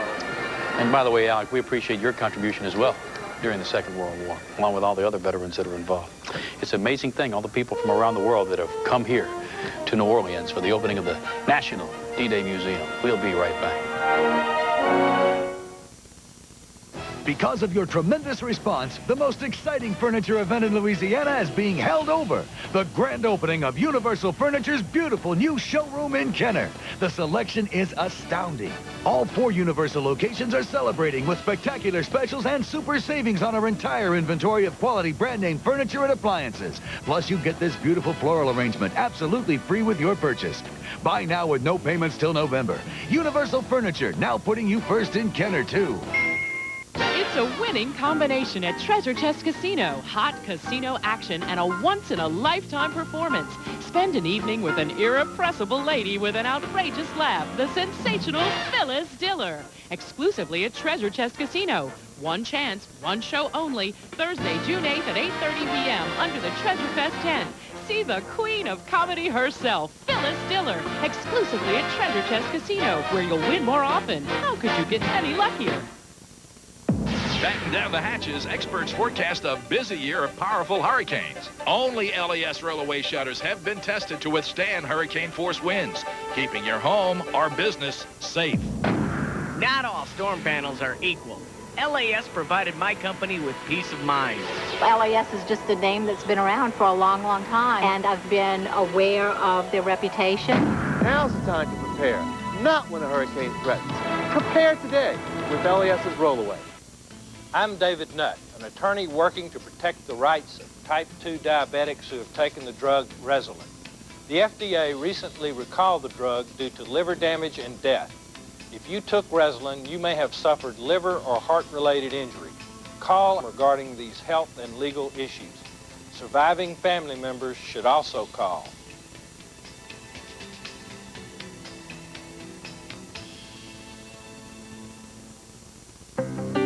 Hi, I'm Jim Palmer. The economy's doing great. It seems like everybody's buying mutual funds, new cars. Does it feel like everybody's getting ahead, except you? Call the Money Store. With a home equity loan, you can pay off your high-interest credit cards and bills, reduce your payments by hundreds a month, and start getting somewhere. I have to tell you, I've fallen behind before, and I've stayed ahead. Staying ahead is better. The Money Store, 1-800-MOAN-YES. WDSU salutes the National D-Day Museum in New Orleans, which honors the valiant Americans whose spirit and sacrifice won World War II. The home front was critical to the war effort. New Orleans' own Andrew Higgins, whose boat builders made all the war's amphibious landings possible, will be honored, along with an actual reproduction of his landing craft. All of the employees of Goody Construction are proud to have been selected and to serve as the general contractor for the National D-Day Museum.